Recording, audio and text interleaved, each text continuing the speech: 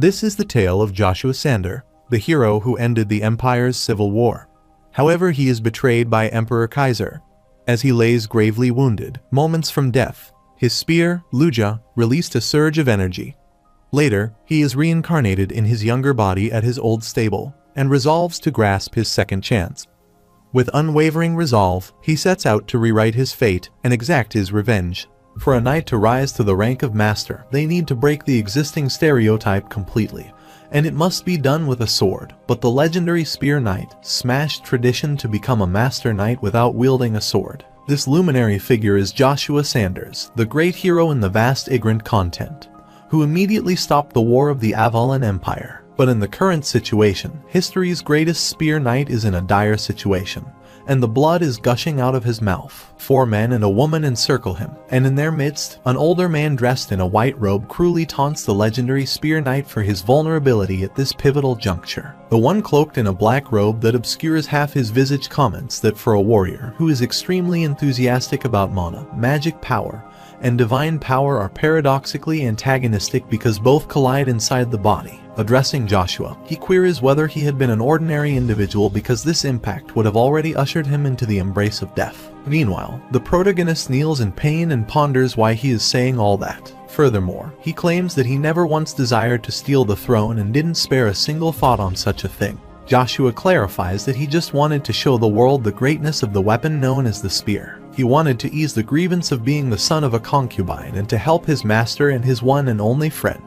He had dreamt of a lifetime devoted to safeguarding the Avalon Empire Emperor's reign, shielding the realm with his unwavering presence. The master of the Tower of Magic, Evergrant, steps ahead, stating that there are beings that are a great danger to this world just by existing.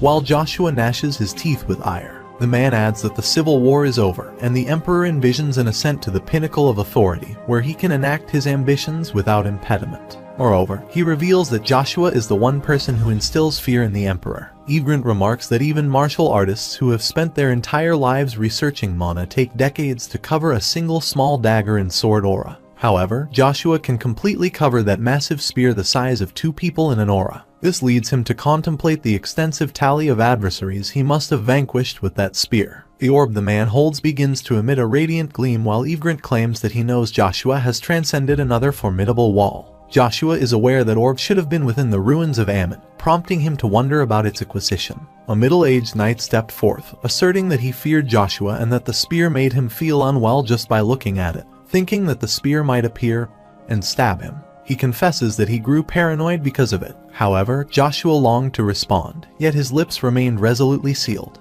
Egrant feigns to thank him for everything until now, as it wasn't for him, they wouldn't have been here today. And for that, he bowed deeply to express his gratitude. Then in stark contrast, the man wearing a malicious grin whispered a parting message, addressing the old companion with a sinister tone. Joshua tumbles down on the ground, and blood profusely spills out of his mouth, while the Avalon Empire's Emperor Caesar von Britain averts his gaze, asserting that he cannot witness his best friend's last moments. Addressing Caesar Britain, Juhak yells not to think this is the end of it. Meanwhile, a magic explosion circle glimmer on the ground. It is an explosive magic circle with the power to annihilate everything within a 50-meter radius. At this speed, the protagonist realizes he has 5 minutes at the most. Nevertheless, he deems the time frame inconsequential. The gradually intensifying light makes his heart pound, and he concludes that the legendary Spear Knight is a false title now. He is in despair for being betrayed by his friend and considers himself a second-rate knight that will die namelessly in this forest. Amid the chaos, his attention is drawn to his crimson spear. Lucia, known as the Grim Reaper of the battlefield, emits a radiant gleam energy. He desperately crawls to grasp it and thinks that a special strength would be hidden inside it. But to think that it would show that strength at this moment. Like a possessed man, he desperately stretched his hands toward the spear on the floor. Joshua choked down the pain, resolute in believing that taking action now would end his suffering.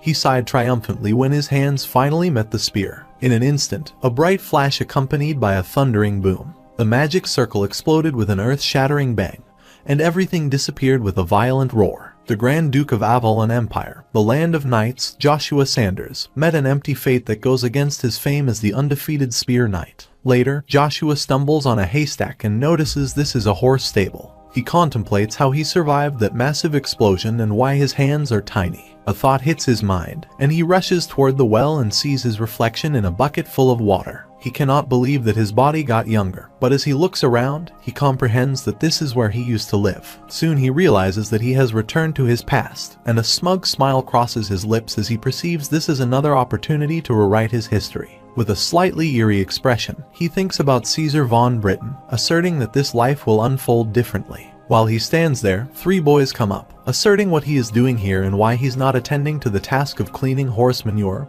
as previously instructed. Joshua recognizes that those guys are Agnes Duchy's personal troops. One of the boys, Lloyd, expresses frustration, urging Joshua to respond when spoken to. Another boy named Rolf sarcastically asks his companion if he has forgotten that Joshua is mute. Meanwhile, the protagonist remembers that he pretended he couldn't talk since he would get hit more if he opened his mouth. The boys mockingly remark about not having seen Lucia, a maid, for some time. One of them hushes the other, suggesting it wouldn't bode well if the Duke were to find out, as he occasionally inquires about her whereabouts. Joshua becomes sad to hear their comments about his mother, Lucia, the exclusive maid of the Agnes Duchy. He is painfully reminded that he is the illegitimate child of Lucia, the maid whom Duke Agnes forcibly held. Aware of this fact, the personal troops taunt him maliciously, exploiting his noble lineage as a source of venomous amusement, particularly the 3 formidable individuals standing before him. Joshua harbors a deep-seated pledge for the future to exact revenge on these tormentors, ensuring that one day, they will face the consequences of their actions. The boys continue to mock his mother, and one brandishes his finger at him, asserting that who else will be here at this remote stale, excluding Joshua. Lloyd remarks on Duchess Vanessa's words that she will take responsibility even if they get rid of Lucia, and her illegitimate kid discreetly. He thinks it's the best timing to get rid of them. But Lucia isn't there, so they decide to amuse themselves by toying with Joshua. Meanwhile, rage courses through Joshua's veins as he firmly resolves not to allow those brats who insulted his mother to escape without consequences. He clenches his fist and contemplates whether the approach he's about to take will yield the desired results. The mana technique he has learned is distinct from conventional methods, and he wonders if his execution will diverge from the norm before he returns. He discovered the mana technique at the ancient ruins with his favorite spear Lucia, as it could reach the peak quickly because of the amazing impact that could shake the world. The important thing is that the mana technique he practiced had a completely different operation method, as it isn't done by accumulating mana in the mana hole that is located under the abdomen normally, but by using the mana scattered in the surroundings. Unrestricted by the confines of the conventional mana reservoir, he could channel mana precisely where required and ignite it all at once. Consequently, Joshua could bypass the necessity of creating a mana reservoir, a process others labored through for years to achieve. In tandem, Gort strides forward, brandishing a baton intending to strike Joshua, and asserts that he won't be able to rein in his strength. Despite the chilling threat in Gort's voice, Joshua kept his eyes shut and didn't respond. They deride him, assuming he has succumbed to their intimidation, yet Joshua remains aware that he needs to manipulate a small quantity of mana before his return. It took him a decade to achieve this level of control, but now he already knows how. The menacing gaze of Joshua enrages the brat, who then lunges to assault him. However, to their surprise, the protagonist knocks him down with a soul move that startles the remaining delinquents. Joshua then feels something really sticky and disturbing under his abdomen, which should be completely empty. He is sure it was something he couldn't feel before his return. Lloyd unleashes his sword, asserting that Joshua is crazy because he wants to die. Despite being aware of the danger of facing a trained soldier wielding a long sword, Joshua calculates that if he can incapacitate Lloyd, the most cautious of the trio, there's a strong likelihood that Rolf won't engage in an attack. Joshua remains unfazed when Lloyd attempts to assault him, and he evades it easily. In return, he smacks the delinquent's face with a handful of mana, causing him to fumble on the ground with blood gushing profusely through his mouth. Rolf finds it crazy as he doesn't expect that bastard who can't even talk was hiding such formidable power. Meanwhile, Joshua remains in contemplation, puzzled by the intensity of pain he's experiencing despite employing only a modest amount of mana. He knows that Rolf was promoted to Centurion with his wit more than his skills, and he isn't better than Lloyd and Gort. Nonetheless, Joshua acknowledges that Rolf, even with his skills, poses a potential threat, and Joshua resolves not to reveal any vulnerability in this situation. With a stern posture, Joshua asserts that from this moment onwards, anyone, including the centurions, who dares to insult his mother will face his unwavering resolve under the name Joshua. His stern demeanor and gaze shiver down Rolf's spine, and he immediately retreats to save himself. As the delinquents flee, Joshua's strength wanes. He tumbles onto the ground and eventually succumbs to unconsciousness. The next day, the bizarre rumors spread among the Duke's soldiers like wildfire, and it's been the talk of every mouth that Joshua, the mute kid of the stables, beat the crap out of the 3 centurions. At the courtyard beside the residence, groups of servants were gathered at the corner of the courtyard entrance and chattered as they worked. The janitor shares the rumor about Joshua pretending to be mute all this time on purpose. Among the speculations, a man muses how the young master Joshua managed to overpower the centurions despite being over 5 years younger than young master Babel. However, Baron remains skeptical of the rumors, as he thinks the story got exaggerated and asks whether they think the mute kid who got abandoned by his family a few days ago could single-handedly defeat the centurions. The elder among them asserts that if the rumors are true, the standings of Duke Agnes' children in succession may change. Baron confidently asserts that even the esteemed Duke Agnes, who currently holds mastery, achieved mana user status at 16. In comparison, the young master Babel, at a mere 14 years old, has already become a mana user. He concludes that this early accomplishment indicates Babel's exceptional genius must be an outstanding genius who will surpass even Duke Agnes one day. Joshua steps in out of nowhere, and, with a firm stance, he directs his words towards Baron, commanding him to convey to the Duke that Joshua von Agnes has arrived. On the other hand, at Duke Agnes's workplace, Rolf kneels in front of him and discloses the entire story of their confrontation with Joshua. The master recognizes him and then asks about his affiliation, to which he responds that he is from the 29th Griezmann's battalion. Duke then commands him to bring him that suit of armor. After witnessing that, he ponders whether Joshua was the one who did this to the armor. Chiffon, the master's adjutant, warns him to think carefully before answering because he will not be forgiven if he utters even the slightest lie. However, Rolf vehemently insists he isn't lying. The master can't comprehend the situation and inquires Chiffon about Joshua's age, to which he informs that he is 9 years old. In response, the Duke asserts that destroying a suit of armor made of orc leather with mere physical strength at that age would be possible only if Joshua had employed mana somehow. Apologizing for the discourtesy, Chiffon intervenes abruptly to state his viewpoint, and flatly dismisses the possibility, asserting that there is no record in the continent's history of anyone being able to effectively employ mana in an actual combat scenario at the age of 9. He contemplates the potential that young Master Joshua might become an unparalleled genius in history, pointing out that even a highly accomplished B-rank knight would require substantial talent to envelop their hands with mana. Thus, he firmly states his disbelief in the notion that a 9-year-old like young Master Joshua could have executed such an act successfully. Chiffon then exclaims, his frustration evident, that it appears far more plausible that these individuals were gripped by fear that their mistreatment of the young master would be exposed.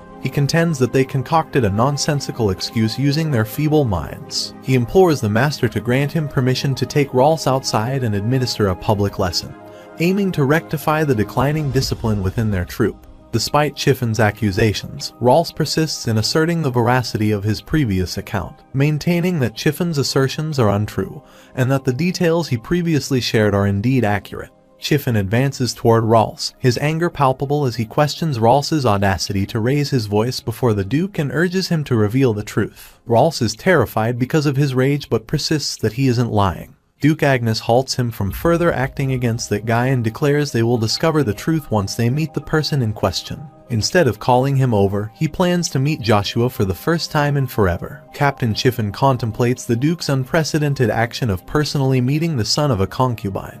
He reflects that the Duke has never displayed such interest, even in young Master Babel, renowned as the Empire's greatest genius. Duke Agnes inquires where Joshua is, and the captain informs him that he has arrived and must be inside the first floor's waiting room. Then, the Duke urges him to lead him toward Joshua. On the other hand, while walking through the Agnes Mansion's corridor, Babel notices Joshua and ponders what that bastard is doing there. Simultaneously, Joshua is captivated by a portrait of the current Emperor of Avalon, Marcus van Britten, hanging on a wall. The sight of the portrait triggers a surge of anger within him due to the uncanny resemblance between Marcus and Caesar van Britten, fueling his determination to exact revenge on him. Suddenly, Babel lunges forward in an attempt to strike Joshua's face, voicing his frustration at being seemingly ignored. However, Joshua's swift reflexes allow him to evade the blow skillfully, and he fiercely grasps his outstretched fist, making him tremble in pain. Babel clenches his teeth, wondering whether the rumors are true, and plans to use the mana as he won't go down without a fight. Soon, Duke Agnes steps in there, asserting what he is thinking of doing. Babel abruptly quits his plan and kneels in deference to greet his father. When the man repeats his question,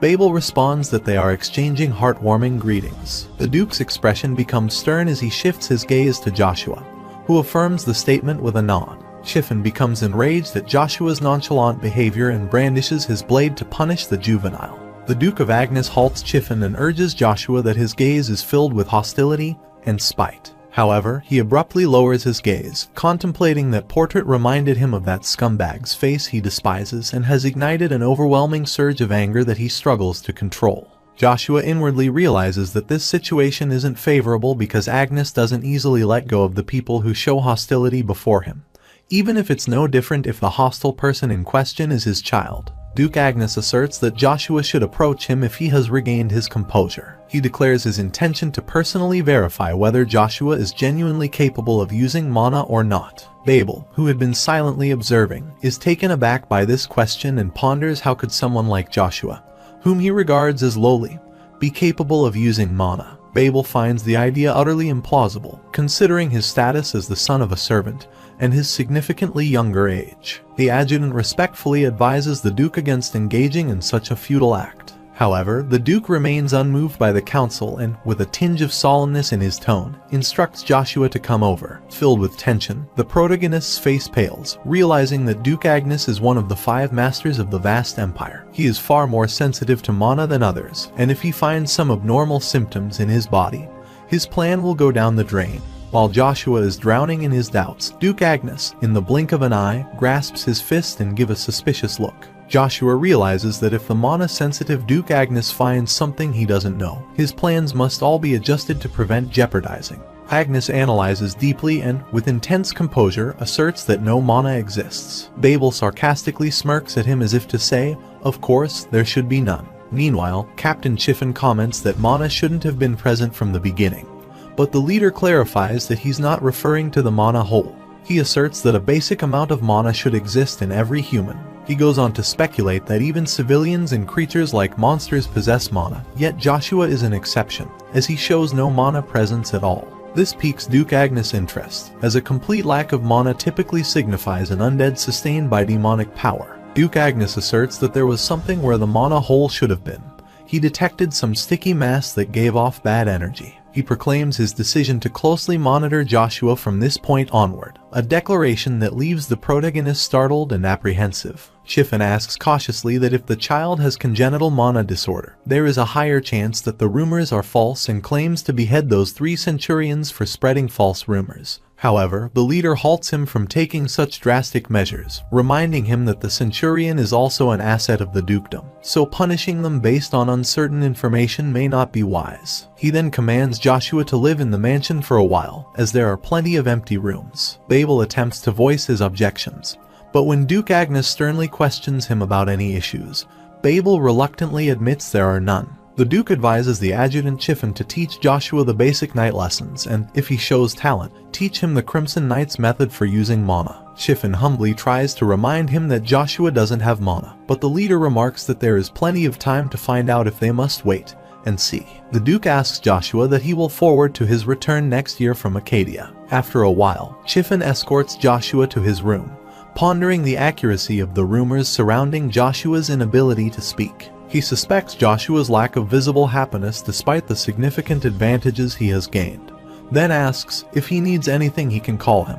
With a sigh, Joshua lies down on the bed, feeling a strong desire to fall asleep immediately. Suddenly, Duke's words about looking forward to him next year echo in his mind. Joshua ponders whether, by returning next year, Duke Agnes might be referring to his return from the capital city of Avalon, the imperial castle Arcadia. He knows Duke Agnes spends most of the year in Acadia's Golden Castle, and he most likely returned to the fief for a rest. Watching his fist, Joshua wonders if the Duke has discovered something even he himself isn't aware of. whatever it may be. He considers it dangerous for Duke Agnes to possess the knowledge he lacks. Soon, he casts aside his restlessness and steps down from the bed, reiterating that his primary goal is to reclaim his original strength to exact revenge. At midnight, he cautiously peers out the window and then decisively slips out of the mansion. Considering that using this amount of mana isn't too much of a burden, he contemplates that he might be able to regain his former strength quicker than anticipated. Suddenly, excruciating pain courses through his body as the malevolent energy mass within his mana hole terminates. He perceives the presence of something that seems to be suppressing the conflicting energies, but he's unable to definitively ascertain whether it's holy power or a demonic force. Soon, he discovers it's his favorite spear, Lukia's powerful force inside his body and restraining the two energies. The spear soothes his bizarre condition,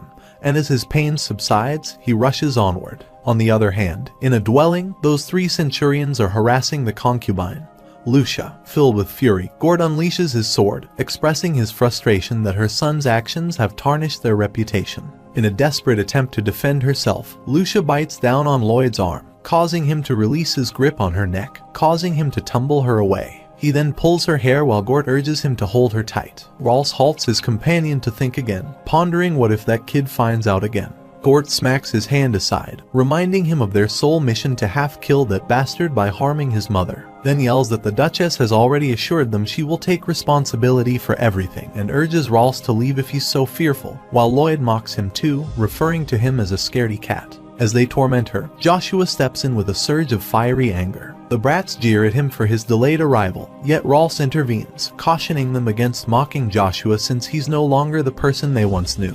After a brief silence, Joshua urges someone to appear, surprising the delinquents who wonder who he's addressing. Lloyd steps ahead, asserting that he will send him to hell, but the protagonist remains unfazed and repeats his call for the person to come out. Suddenly, Cain jumps in out of nowhere and wonders how Joshua can sense his presence. Joshua is certain that the cross mark is one of the 3 knight orders under Duke Agnes, then wonders a knight from the Order of Crimson Knight has followed him and whether Chiffin is up to this. The Centurion guys greet Cain, but he pays no attention to them and walks up to Joshua, contemplating whether this child is the rumored child of a concubine. With a stern demeanor, Joshua addresses Cain, stating that a soldier attempted to harm a lady of the Duke's household and asks how such situations are typically handled according to the military law of the Duke's house. Cain can't comprehend the overwhelming force that makes him unable to deny it. He abruptly turns around, draws his sword in compliance with the command, and asserts the necessity of immediate punishment. Cain lunges forward, launching an unexpected attack against the group of Centurion operatives. Quickly and decisively, he gains the upper hand over Lloyd, overpowering him with surprising strength. Despite this, Gord attempts to fight back, but Cain's dominance proves unyielding, leaving him unable to counter for an extended period. In a sudden motion, he swings his blade to strike a fatal blow to Rolf's head. However, this time, Joshua's commanding voice cuts through the air, compelling him to halt his deadly action. Rolf begs for mercy, but Cain sternly warns him to cease talking if he wishes to prolong his fleeting life. The protagonist steps ahead, repeating his words to stop him, but Cain reasons that he is only giving an immediate punishment for putting the Duke's wife in danger. Joshua realizes that he is one of the Third Knights who are well known in the duchy but is part of the Crimson Knights, known as the weakest of the knights, and there is a high chance that he's the youngest of the Crimson Knights. He contemplates that if he is put on him to observe, he is sure that he is the strongest among the C-rank knights, seeing as how he dominated the Centurions with only 1 or 2 swings of his sword. Joshua asserts to let him ask one thing before Cain proceeds and urges who his master is. When Cain responds that it's Duke Agnes, the protagonist sternly points himself out and inquires who he is. Cain senses the familiar intensity in the pressure and fierce gaze, reminiscent of someone he's acquainted with. Joshua commands him to sheath his sword, and the guy abruptly acts on his command. Rolf simultaneously bows down to express his gratitude for being saved and pledges to serve loyalty to Joshua. However, Joshua menacingly remarks that he doesn't need his dedication from someone like Rolf and will never let anyone who has laid a hand on him or his family. Moreover, he instructs him to recount everything he witnessed today to the other soldiers, warning that if anyone ever engages in similar actions, he will personally mete out severe consequences, then urge him to get lost if he has understood what he said, causing the brat to rush. Cain inquires if he is the same Earl he recalls from his memories, to which Joshua sardonically finishes the sentence, labeling himself as the master's illegitimate child who can't talk or the stable dung peddler, causing Cain to feel a deep sense of shame. Cain adds that all the soldiers allocated to the Agnes Duchy can choose their master whom they will serve for the rest of their lives when they turn 23 years old, so he expresses his desire to watch over Joshua apart from his duty. The protagonist thinks it would have been the right decision for Cain to serve the duchy's treasure, Babel von Agnes, rather than him if he had looked at the future, then smirks and, with a sarcastic grin, refers to Cain as eccentric. Meanwhile, his mother, the most beautiful lady, Lucia, calls him, and he rushes to meet her. As she embraces him, he bursts into tears, asserting that he will protect her from now on. Later at night, he thanks the heavens for giving him another chance to return to his younger days, tainted with regret. Determinedly, he vows to change his path this time around, shedding the timidity that once defined him not as Joshua von Agnes, the disdained offspring of a stable worker, but as Joshua Sanders, the most formidable spear in the annals of the continent's history. On the other hand, at Agnes Duchy's mansion, Chiffon briefs the Duke that Rebecca has paid a visit, and is in the reception room and reveals that Count Rebecca didn't come alone this time as he came with Miss Iceland, to which the Duke with a deep sigh wonder whether he wants to put an end to this. An uncomfortable visitor who has suddenly come for Count Agnes, Count Fonsel Jin Rebecca, though he is of lower status compared to the Duke, is someone who can't be disregarded because of his influence within the Empire. His daughter Iceland Jin Rebecca is one of the talented people being obstructed carefully alongside Babel. She is recognized as a prodigious magic user, having entered the second tier of classes at 9. In a world where some are cursed with the inability to wield mana due to their genetics, others are blessed with an innate proficiency in its manipulation, the recipients of mana's favor. Iceland stands as one who has been bestowed with the blessing of mana. The blessing of mana, often referred to as the god's finest gift to magicians, endows its recipient with the ability to sense and interact with mana without having to learn it. Chiffon proceeds to apprise the master that Earl Babel will soon reach the age of 15 in the upcoming year, which likely has him in a state of anticipation, considering that his official coming-of-age ceremony is less than 3 years away. The Duke ponders the matter, reflecting on the presence of Lady Cheryl and how it might factor into Babel's circumstances. The 5 duchies of the Avalon Empire wielded significant influence within the empire, each in their distinct manner. Lady Cheryl, a member of the Font family, secured a duchy status based purely on their considerable wealth. The adjutant notes that, as he previously mentioned, considering the Font duchy, it might be more prudent to choose Lady Cheryl, to which the Duke concurs, stating that he always feels the same thing.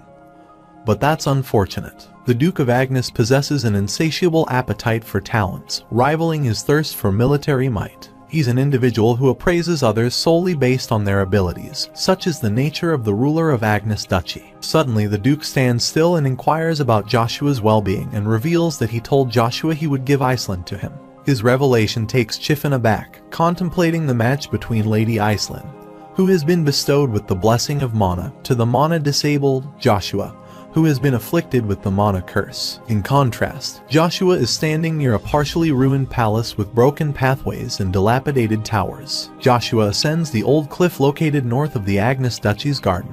Before he returned, he used to climb this place because he wanted to be closer to his deceased mother, and there he discovered a hidden tunnel where he found Lucia, his cherished spear. He nips at his thumb, allowing blood drops to drip onto the ground. Suddenly, an incandescent portal materializes in a surprising turn of events, casting its radiant glow over the surroundings. He enters the gateway and lands in a different world, where he finds a partially ruined palace with broken pathways and dilapidated towers. He steps into the castle, wondering whether it's the same temple because when he first discovered this place, it wasn't in ruins like this, and Lucia was located on the altar in the center of the temple, wrapped in chains. However, this time there is just a metal stick instead of Lucia. He steps toward the metal rod, and when he grasps it, a sudden surge of sparks envelops him. Soon, everything turns into a pure white landscape, and he is taken aback to see the metal rod hanging in the air. To his astonishment, the baton responds, asserting it isn't a mere metallic stick but rather the demonic god's artifact, Lucia. This revelation catches Joshua off guard as he grapples with the realization that the spear he wielded in countless battles was, in fact, a relic of a demonic god.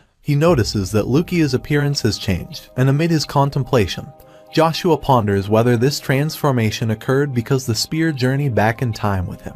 However, his thoughts are interrupted by the baton's assertion that the concept of time doesn't apply here. It further imparts that 2 energies within Joshua's body will gradually erode his lifespan over time. prompting a deep sense of concern and urgency. The baton advises Joshua to swiftly regain his initial strength, emphasizing that this is the sole method to quell their restlessness. It explains that this approach will enable him to harness the two serene energies within him. He must strive to attain the magic spearmanship stage 4 to achieve this. This guidance underscores the importance of his journey toward restoring balance and control. Joshua recalled that the ancient spear technique he was learning, the magic spearmanship, this spear technique he discovered with his mana technique, had incredible potency. In the realm, all the knights of the Ignorant content used swords as their only weapon, and spears were widely considered weak and crude toys.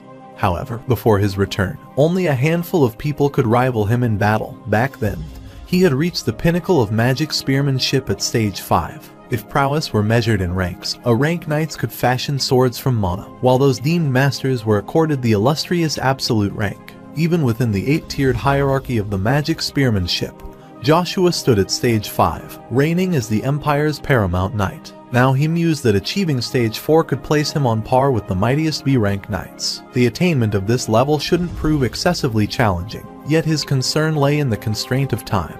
Given his current standing, training his mana from the ground up presented a formidable challenge, casting a shadow of melancholy over his aspirations. Lukia's reassurance blankets Joshua's worries, promising he can employ mana without harmful consequences up to a certain threshold as long as it remains by his side. Joshua abruptly ponders whether it's possible, to which Lukia encourages him to polish his skills. It insisted that once he attained the pinnacle and Lukia regained its full potential, Joshua would surely achieve his dreams. Abruptly, a burst of light emerges, transporting Joshua back to the central altar within the temple, where he gets that metal baton Lukia. He firmly grasps Lukia, recalling its words that as long as he has it by his side, he should be able to use mana to a certain extent. Joshua closed his eyes, allowing the mana from his surroundings to flow into him. He easily activated the first stage of magic spearmanship, which enabled him to absorb considerable mana from the air around him, an unparalleled skill on the continent. With this stage of spearmanship, he can concentrate mana in a single spot and launch forward to pierce in a single explosive burst. He counts it as the beginning and plans to train hard to take everything away from Caesar Van Britten.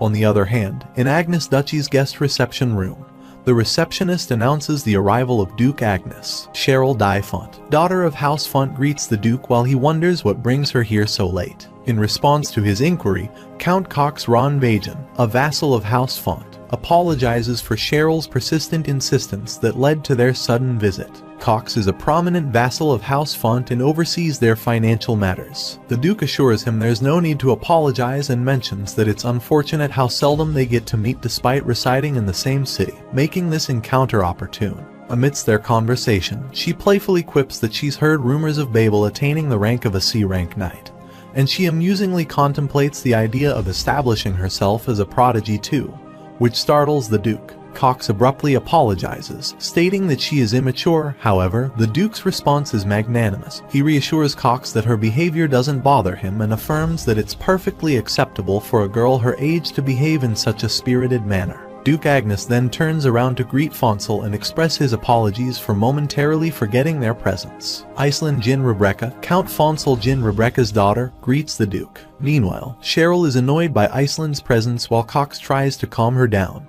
She then inquires about the rumor she's heard regarding Sir Duke's illegitimate child defeating 3 centurions, expressing her curiosity about its accuracy. Cox reluctantly raises his voice to refrain her from speaking oddly, but she responds that she is just asking because she is curious. Chiffin informs Lady Cheryl that it's just a rumor, and unveils that young Master Joshua suffers from a frail constitution and bears the burden of the mana curse. Chiffin asserts that given these factors, Joshua is unlikely to have defeated 3 centurions. This revelation startles Count Rebecca, who ponders the validity of such information regarding the second Earl's mana curse. In response, the Duke invites Rebecca to assess Joshua, given his standing as a 5th-class magician in the Empire. He suggests that a magician's heightened sensitivity to mana might offer better insight than a knight's. Rebecca concurs and plans to use this opportunity to score some points with Duke Agnes. Chiffin intervenes and humbly proposes to the Duke that they should confirm Joshua's condition to ascertain the truth behind the rumors. He suggests that they could investigate if there's a natural deficiency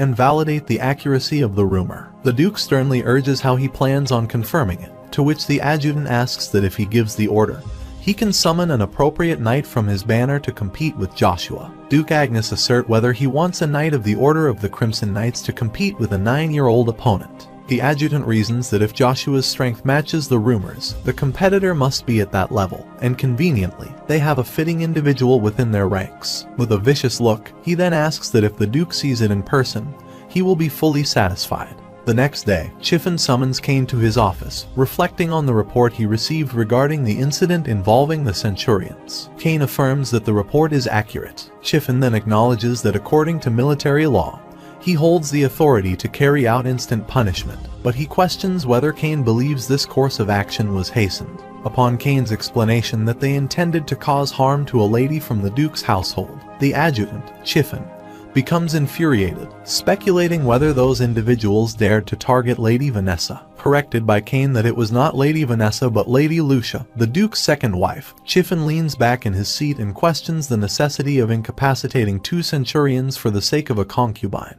The banner guy, exuding confidence, firmly states that Lady Lucia holds a position of respect within the Duke's household and that she is beyond the reach of ordinary soldiers. He emphasizes that their actions were both an affront and a brazen challenge to the Duke's authority. Chiffin, moved by his confident demeanor, urges that they will overlook this later, but for now, there is a job for him to do next. Then reveals that today Kane has to spar with young Master Joshua, which startles the Knight of the Order of the Crimson Knights. Additionally, the adjutant explains that through this incident, they aim to determine whether the young master is indeed burdened with a mana curse. He expresses confidence that the outcome will reaffirm the presence of natural mana or its deficiency. However, he notes that Duke Agnes remains unconvinced, and if this uncertainty persists, it could potentially obstruct the progress of young Master Babel. Kane responds with doubt about whether he believes young Master Babel might be sidelined due to this situation, to which Chiffin rebukes him for talking nonsense. He firmly asserts that young Master Babel is an unparalleled genius, a rarity not easily found anywhere on the continent. He questions if Kane truly believes Babel could be bested by a mere pebble. In response, Kane secretly acknowledges that the pebble he observed was a meteor capable of tearing across the vast expanse of the sky before crashing down to the earth. Chiffin commands Kane to discreetly infuse mana into Joshua during their sparring session, ensuring no one notices. He explains that if Joshua is indeed afflicted with the curse of mana, his body will reject the mana injection. In the case of a mana-cursed individual receiving a mana infusion, it would act like poison, leading to death within 10 days. His intentions stun Kane. He knows that the adjutant is biased towards young Master Babel's side, but he can't believe he could show his true self this explicitly. Chiffin then commands him to wait in the military armament because the Duke and Count will soon be brought there. While waiting in the apartment, Kane contemplates that even though it's an order from his direct superior, he plans that as long as he is watching over young Master Joshua, however, he has no plans to harm him. Meanwhile, the protagonist arrives there and confirms that he heard they are sparring, to which Kane concurs, stating that it's to confirm Earl's abilities and it's Sir Duke plans to order a spar. Joshua smirks while gazing at his fist, asserting that the Duke has recognized some of his abilities, so he plans to take it on. Kane urges the protagonist not to worry about it and clarifies that he has no intention of sparring against them. In response, the protagonist retorts that Kane's statement makes him laugh or wonder whether Kane wants to gauge his abilities, which Kane abruptly denies. Joshua confidently states that the right to choose the master is an exclusive authority to knights. However, Joshua has the authority to choose his subordinate, and has no plans to entrust his back to someone as insignificant and weak as that, which stuns Kane. Then assert that Kane should do his best if he wants to see the real self of Joshua. Soon, Duke Agnes and his guests arrive at the military armament, pondering whether they have introduced themselves. While Kane greets the Duke, Chiffin thinks Joshua has no etiquette towards Duke Agnes. However, Joshua greets the Duke as well, which impresses the Duke, who ponders that he doesn't remember separately teaching him etiquettes. But he is good at this, while Chiffin seems frustrated. Joshua remarks that he just learned from watching. The Duke wonders whether he knows what is going on, to which the protagonist remarks that he was told that the Duke wanted to test him. Chiffin intervenes, remarking that there seems to be a misunderstanding because this is not the test from the Duke but his consideration because he wants to examine and classify Joshua's handicap to cure his ailment properly. At that time, Joshua realizes that the Chiffin bastard is on Babel's side, orchestrating this situation to kill him. The Duke asks Kane whether he is ready, to which the guy concurs, asserting that he is ready to spar. Duke Agnes assert that Guy is misunderstanding something because Joshua's spar opponent is not him. It's Joshua's older brother Babel. With a malicious grin, Babel feigns that this older brother cherishes him. However, Joshua is aware of his underlying motives. The Duke informs that they will be using wooden swords for training since it's only competitive training. Babel abruptly grasps one and casually brandishes it at Joshua, stating that he has no intentions of doing his absolute best. The protagonists grin as he knows that Babel and Chiffin are trying to make a show because they want to kill him, so he plans to show them properly what showmanship is. He breaks a wooden mop to get a stick and declares that it's enough for him, which startles the Duke and the adjutant. Lady Cheryl scoffs at his choice, finding it hilarious as he selects a mere stick for sparring against a mana user. Chiffin tells Joshua it isn't a joke and ponders what he plans to do with a stick like that. Duke Agnes halts the adjutant and asserts whether Joshua is sure about his choice, which the protagonist confidently concurs with. The Duke then commands everyone to have a seat and cautions Babel not to use mana. Babel urges his dad not to worry about it, considering that using mana on that stable cleaner guy would be a waste. Babel questions Joshua's intention to face him with a stick and mockingly suggests that a wooden rod is fitting for someone who used to clean horse excrement and can't even speak. The sparring begins with the Duke's signal, and the two opponents engage in a battle of strength. Joshua employs a subtle mana technique, catching his older brother off guard. However, Babel quickly regains his composure and dismisses Joshua's technique, asserting that Joshua might learn this technique somewhere, but it's futile. The protagonist contemplates that his brother is considered a C-rank knight but is simple and only has his speed. Seizing the opportunity, Joshua successfully manages to strike Babel's arm, who then attempts to manipulate his younger brother by belittling him as an illegitimate child who won't even be able to get his name on the ranks. However, Joshua remains focused and swiftly strikes Babel's stomach with his wooden baton. He then employs a mana burst which shatters Babel's wooden sword and startles the Fonsel Rebecca, who realizes it's mana. Now realizing that Joshua isn't as weak as he thought, Babel abruptly unleashes his sword, declaring that he can't accept it and that the title of Duchy's successor will only belong to him. Unfazed by the circumstances, he confronts Babel, boldly claiming that he will overcome the challenges the Duchy poses. Sensing the seriousness of the situation, the Duke abruptly halts them in a menacing tone from further confrontation, declaring that he will not forgive them if they continue to fight any longer. Meanwhile, Chiffin is stunned and can't comprehend that Joshua possessed mana at the age of 9 because this is the first time in history.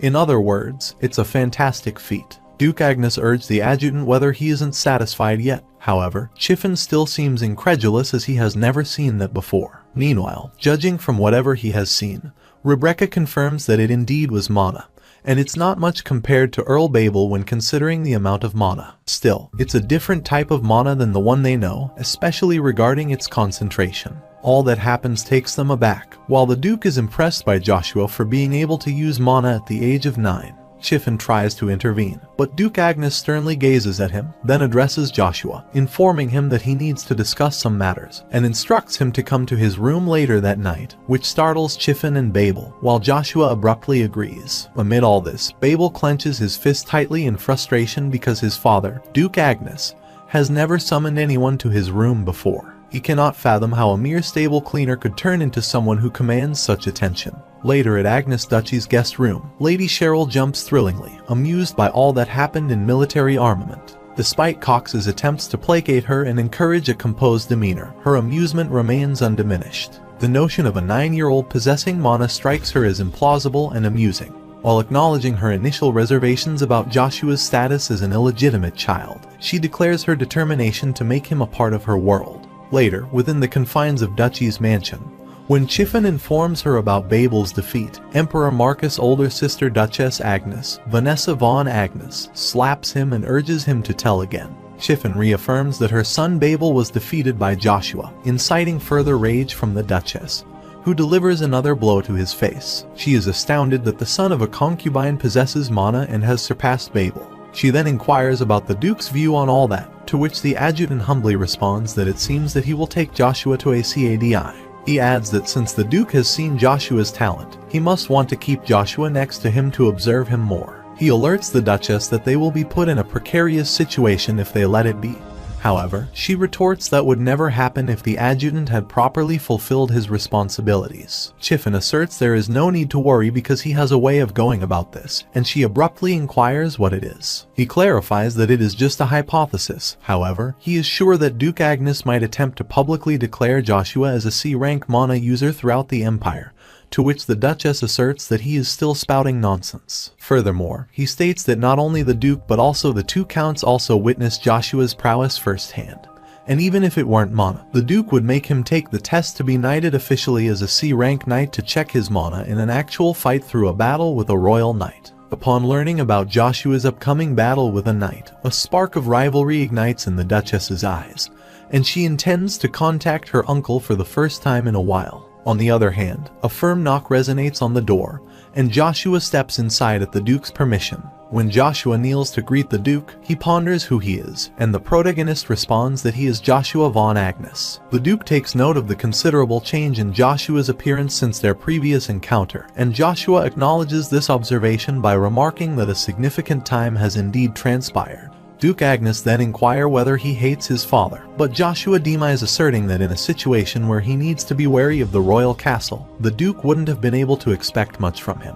He then urges that he has a request, and the Duke wonders whether he expects an apology. Joshua knows that a deceptive apology wouldn't mean anything in a cruel educational environment, so he clarifies that his request concerns being taken to Acadia. The Duke questions Joshua's certainty about his decision and seeks the rationale behind the request. Joshua confidently presents two reasons. Firstly, the succession to the duchy has been reserved for Babel until now, so to avert potential turmoil, it would be wise to remove him from the equation. As the Duke contemplates, he realizes that Joshua possesses more than just a battle talent if he had raised him systematically earlier. Joshua then proceeds to the second reason, affirming that it revolves around the Duke's inclination to retain him due to greed. He explains that attaining a level surpassing the Duke's own could potentially revitalize Agnes' duchy, elevating it to new heights. Such a feat might even lead to a situation where the duchy need not harbor concerns regarding the royal castle's influence. The Duke acknowledges that Joshua seems to imply that he possesses the potential to fulfill those expectations. Joshua confidently asserts his belief that he won't let the Duke down. Duke Agnes admires Joshua's audacity for speaking so boldly in front of him and contemplates if there is a way to do both things simultaneously. Joshua concurs, stating that he must consider sending him to the academy at Acadi. The noble children of the Avalon Empire must study at the academy at Acadi for 6 years, from 10 to 15 years old.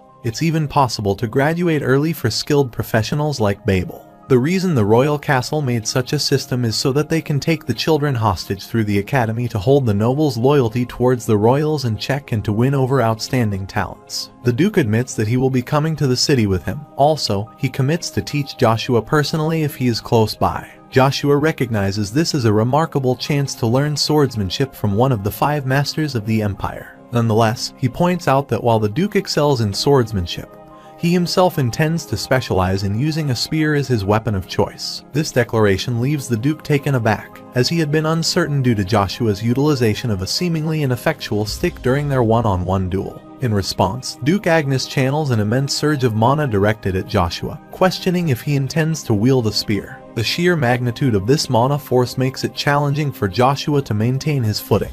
However, as much as Agnes is proud of his sword, he also has much pride in his spear. Nonetheless, just as Agnes takes immense pride in his swordsmanship, Joshua, too, possesses a deep-seated sense of pride in his proficiency with a spear. With resolve, the protagonist proclaims his intent to vanquish any obstacles that cross his path using a spear, regardless of whether they belong to the esteemed group of the 9 stars to which the Duke belongs. In response, Duke Agnes asserts that if that's his intention, he will personally demonstrate the merit of a spear, declaring that he will test Joshua's prowess. The protagonist knows that Agnes is one of the 9 stars, so he takes it as an opportunity that won't come again. Joshua then proposes that if he passes the test, the Duke has to accept the request he has made. Duke Agnes agrees to this condition, stating that should Joshua pass the test, he will be allowed to wield a spear and commit to addressing Joshua's specific request. However, if he achieves the opposing result, he must follow the Duke's command. The protagonist smirks, fully aware that the Duke will likely command him to attend the academy and focus on swordsmanship. Nevertheless, he is confident that this scenario won't transpire, as he harbors no intention of concealing his remarkable abilities. On the other hand, the Duchess seeks out a magician to establish a magical connection with her uncle through an oracle. As they exchange pleasantries and inquire about each other's welfare, her uncle probes whether the duchy is still a suitable place to reside. With a cunning glint in her eyes, she replies with a hint of malevolence, asserting that an incident has befallen the duchy, and she seeks to request a favor. Later, Joshua steps out of the Duke's room, acknowledging the impressive prowess of someone who holds the title of a master. He comments that the experience was remarkable and reveals that his body still trembles from the encounter. Shortly after, Babel arrives and approaches Joshua, requesting a conversation. When the protagonist declines, explaining that there's no matter to discuss, Babel's demeanor becomes more ominous as he conveys his intent to engage in another battle. Joshua perceives a distinct change in his brother's gaze, driven by an intense desire to triumph, a pure passion for combat, and an unwavering determination never to taste defeat. Then smirks in a concurring way and ponders whether Babel is confident about his decision. On the other hand, at the Kaltika Palace within the Avalon Empire's Grand Imperial Castle, a knight relays the entirety of the situation to Emperor Marcus van Britten. The Emperor contemplates whether it's indeed true that yet another child possessing the potential to become one of the stars has emerged from the Agnes Empire. He questions whether his elder sister, Vanessa, has been concealing someone of this nature. The knight confirms this to be accurate and unveils further details. It's not the Duchess's own child, but rather an illegitimate offspring of a woman who served as a maid within the duchy. Marcus is intrigued by the situation and remarks that Babel alone is a precious asset they might not encounter again within the Empire. However, he expresses a sense of envy towards Duke Agnes, who now possesses two remarkable individuals as treasures. The knight supplements this by mentioning that the princes are also exceptionally talented individuals destined to make waves in the world. Nevertheless, Marcus refutes this notion, asserting his certainty that while a few might be born with the aptitude for becoming emperor, they often lack significant battle prowess. The emperor's assessment of individuals seems to fall short, even though the present princes are also endowed with remarkable abilities. This could be attributed to the fact that Emperor Marcus himself possessed formidable strength akin to that of a master, leading his expectations to become exceedingly stringent. Perhaps due to this background, his pursuit of exceptional talents verges on the excessive. Marcus reflects on the possibility that if Duke Agnes is no longer concealing his second child, it could imply that this child possesses a capability similar to Babel's. Yet, the knight divulges unexpected information that this newcomer has defeated Babel, leaving Marcus aback. This revelation prompts him to contemplate whether this individual is older than Babel, but Knight reveals he is a 9-year-old kid. The Emperor can't comprehend how a child who turned 9 this year beat the continent's best, and then assumes that people will be making a move to try to see that child's skills for themselves soon.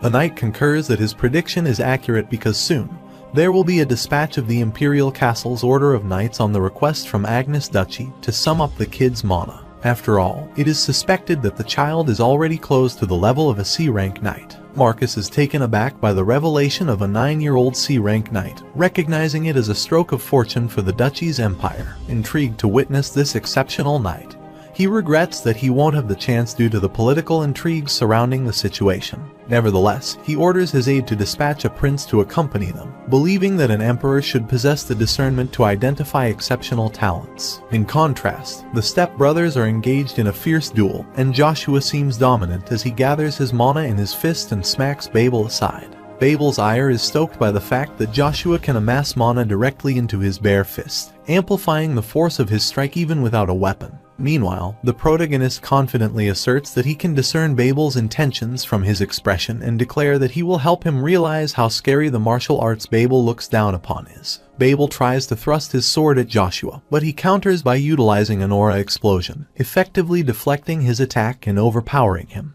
Babel remains unwilling to fully acknowledge it, though he grudgingly comprehends that the bastard is remarkably stronger than him. Radiating a formidable aura, the protagonist issues a stern caution, urging Babel to elevate his strength and never forget the sensation of defeat suffered at the hands of someone he had underestimated. Joshua asserts that if he acts according to his own wishes, he will mercilessly tear Babel apart, reducing him to mere shreds for daring to insult him and his mother. However, the protagonist claims to let him go this time since he sees a pure passion for military power for the first time in Babel's eyes, then issues a stern warning that if Babel's attitude doesn't change, he will render Babel incapable of ever holding a sword with that hand again. As he departs, he reminds Babel not to overlook the evident gap between their eye levels, which wells up his eyes. The next morning, the protagonist feels fatigued from exerting excessive mana without respite. His mana control has become more fluid since he absorbed Lukia's main self, yet the existence of side effects raises questions about his body's capacity to manage such a mana load. A knock on the door startles him, and assuming it's Kane, he quickly opens it. However, there is someone he doesn't know, so he asks her to introduce herself. She introduces herself that she is Cheryl, the daughter of Font Duchy. Trying to be candid, Cheryl mentions that she knows Joshua's 3-year age gap, which she believes allows her to speak comfortably. While stepping inside his room, she suggests he can address her as Big Sis and proposes to continue their conversation. But Joshua halts her way, menacingly urging her to leave immediately, and slams the door shut in her face. Shortly after, there's another knock on the door, and Joshua's frustration escalates as he assumes it's Cheryl again, not grasping his intention to be left alone. When he opens the door, he is ready to reprimand her, but to his surprise, it's not Cheryl but Kane. Joshua's anger subsides, and he apologizes for his earlier outburst, as he gets the wrong person. Joshua then queries Kane about the progress of the tasks he assigned. The knight reports that he has completed the preparations as instructed but remains puzzled about the reasons behind the Earl's requests. Joshua confidently asserts that Kane must trust and follow his lead. Eventually, he will understand the purpose. The next day at Duke Agnes' large sparring field, where all the Centurions have assembled, 2 Centurion knights approach Rolls. They question him about the whereabouts of his comrades, Lloyd and Gord, speculating whether it's accurate that Joshua defeated them. Without responding, Rolls turns his face around, which prompts them to realize that his behavior has been unusual for some time. They speculate whether his persistent harassment of Joshua might have somehow resulted in his affliction being transferred to Rolls, one of the wonders who has summoned the Centurions to assemble at this location. His companion replies that a member of the Order of the Crimson Knights issued the call, and he anticipates that the training for the day will be rigorous. Shortly after, Chiffin arrives, accompanied by Joshua. They extend greetings to the Centurion Knights, but Joshua's presence sparks unease within Rolls, who wonders about the reason behind Earl Joshua's attendance. The Knight Chiffin announces that a new instructor will assist them with today's lesson. Joshua introduces himself, stating that he will be leading their training for the day, which startles them. He emphasizes that as Centurions under Duke Agnes, their role is crucial as commanders on the front line during battles.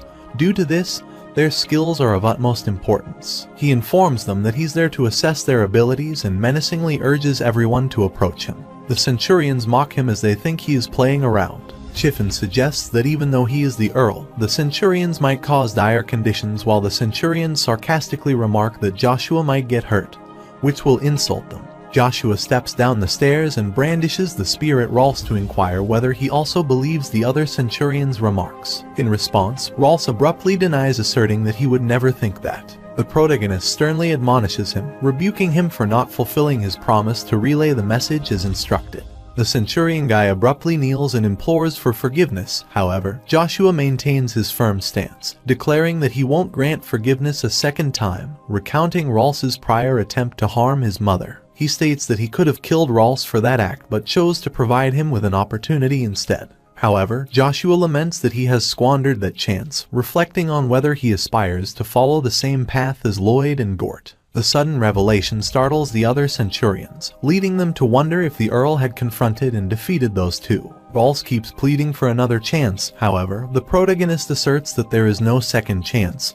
However, because he is a Centurion of Duke Agnes, Joshua declares he will protect Rolls' pride. He challenges Rolls to raise his sword, offering a unique proposition. If he manages to defeat him, Joshua will overlook his prior confrontation as though nothing transpired. Rolls mulls over the proposal, thinking he should seize the opportunity since his adversary is still young. He believes that if he performs well, there might be a chance for him to emerge victorious. With determination, he readies his sword and launches an attack against Joshua. However, the protagonist remains steadfast and employs the lightning slash technique, effortlessly repelling Rolls' assault and tumbling him aside. Joshua then declares that judging an opponent on their appearance will result in his life being taken on the battlefield. He urges that if anyone still has suspicions about his abilities, they can confront him again. In response, the 23rd Centurion leader steps forward and greets Earl Joshua. This gesture prompts all the Centurion leaders to express their respect and greetings. Chiffon is deeply impressed by this display and is excited to witness how Earl Joshua has lived up to his expectations,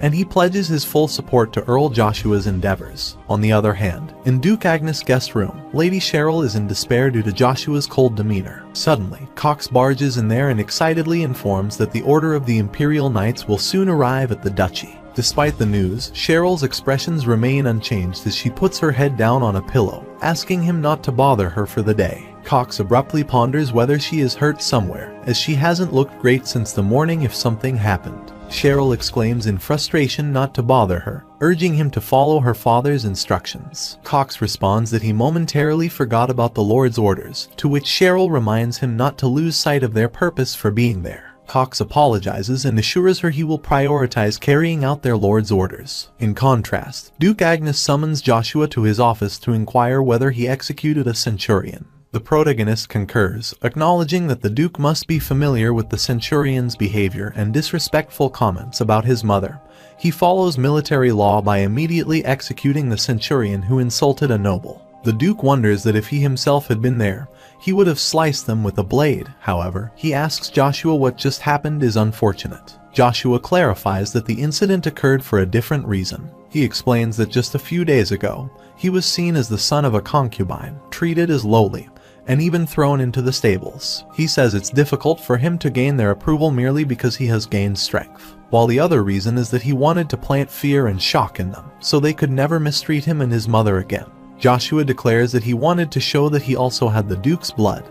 He had to demonstrate where all the Centurions were gathered properly. Duke Agnes gets up from his seat, asserting him to finish this discussion and that Joshua should slowly prepare to leave for his Mana evaluation today because the Order of the Imperial Knights has been dispatched. Joshua concurs that he will leave soon as his preparations are over. Outside the Duke's office, Armstrong, the first leader of the Order of the Golden Mane Knights, is surprised that 2C rank who haven't come of age would come from their duchy. When Chiffon frustratedly retort that one of them is a son of a concubine, Armstrong mocks him, stating that he is pissed that his position is at stake because young Master Babel lost to young Master Joshua, due to which Chiffon starts quarreling with him. Soon, the Duke arrives there, remarking that the Order of the Imperial Knights is about to arrive, and they are already bickering. They greet the Duke while Armstrong privately contemplates if that person is Joshua and remarks that he doesn't seem strong. Shortly after, the caravan arrives, prompting Chiffon to be startled to see a whole battalion for the Imperial Palace and wonder who could have arrived.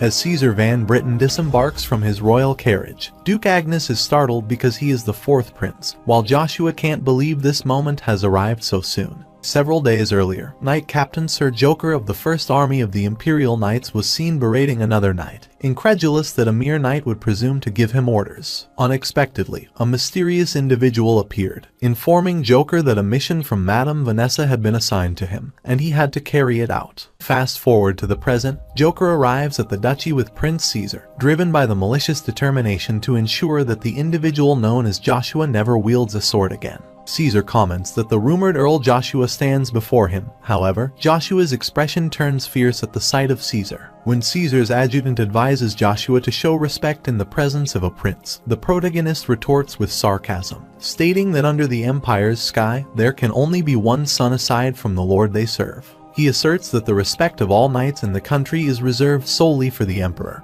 and reflects on whether there is any reason to respect the self-proclaimed fourth prince, whose identity isn't clear, while Caesar's expressions seem unbothered. However, his remark enrages Valmont Don Braun, Knight Vice Captain of the Ninth Order of Imperial Knights, who steps ahead, wielding his sword, asserts that Joshua must be out of his mind and revealing that he heard Joshua is a son of a concubine who used to clean horse dung until recently. The tense situation escalates when Armstrong draws his sword in defense of Joshua. Valmont cynically remarks that it's not as if it's for Duke Agnes and wonders if he is covering up for that lowly child of a concubine, to which Armstrong asserts that Sir Joshua is also a legitimate part of the Agnes Duchy. The Duke menacingly intervenes, reminding them they are in front of the prince, and warns them not to act recklessly, then urges Joshua to apologize to the prince for the turmoil he has caused because of his hasty words and deeds. Caesar comments that the situation is acceptable since Joshua's perspective isn't entirely unjustified, while his adjutant interjects, cautioning the prince about the potential repercussions on the imperial family's authority. Caesar responds that as a relatively powerless fourth prince, clinging to his own pride would only subject him to ridicule.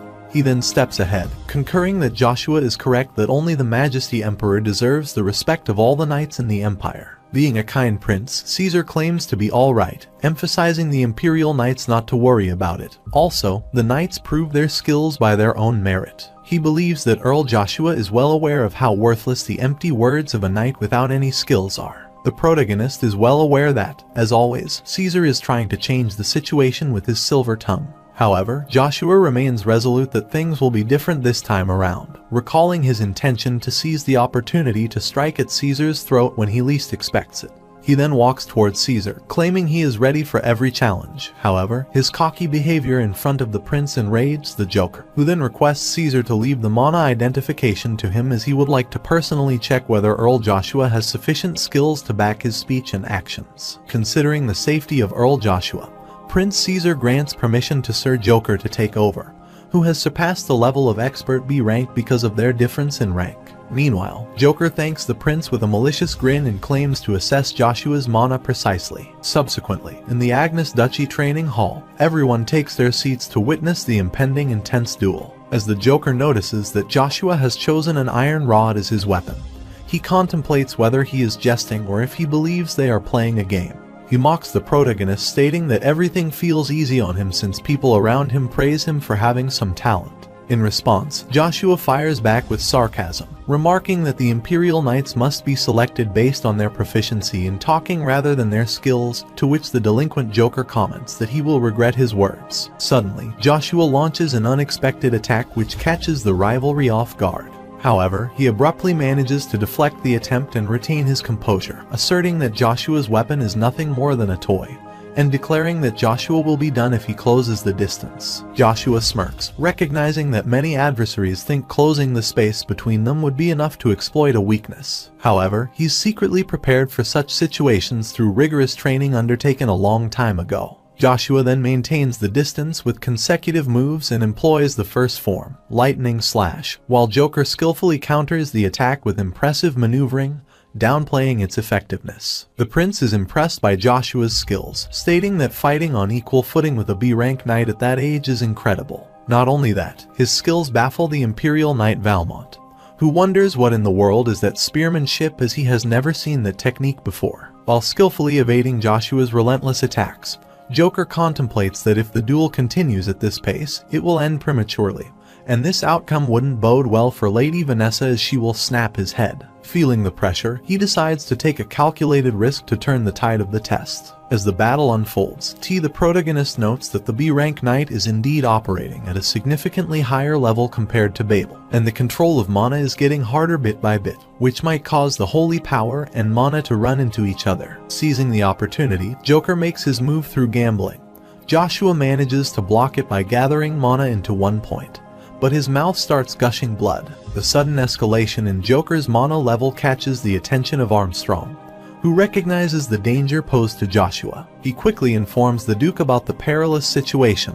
However, the Duke advises him to be patient and continue observing the unfolding events. Joker gains confidence, boosted by his recent successful move, but Joshua remains unfazed. As the battle continues, Joker rapidly advances to execute his next move, aiming to overpower Joshua. However, this action triggers an explosion of mana, capturing the attention and curiosity of everyone watching the duel. Caught off guard by the unexpected surge of power, Joker struggles to comprehend what happened.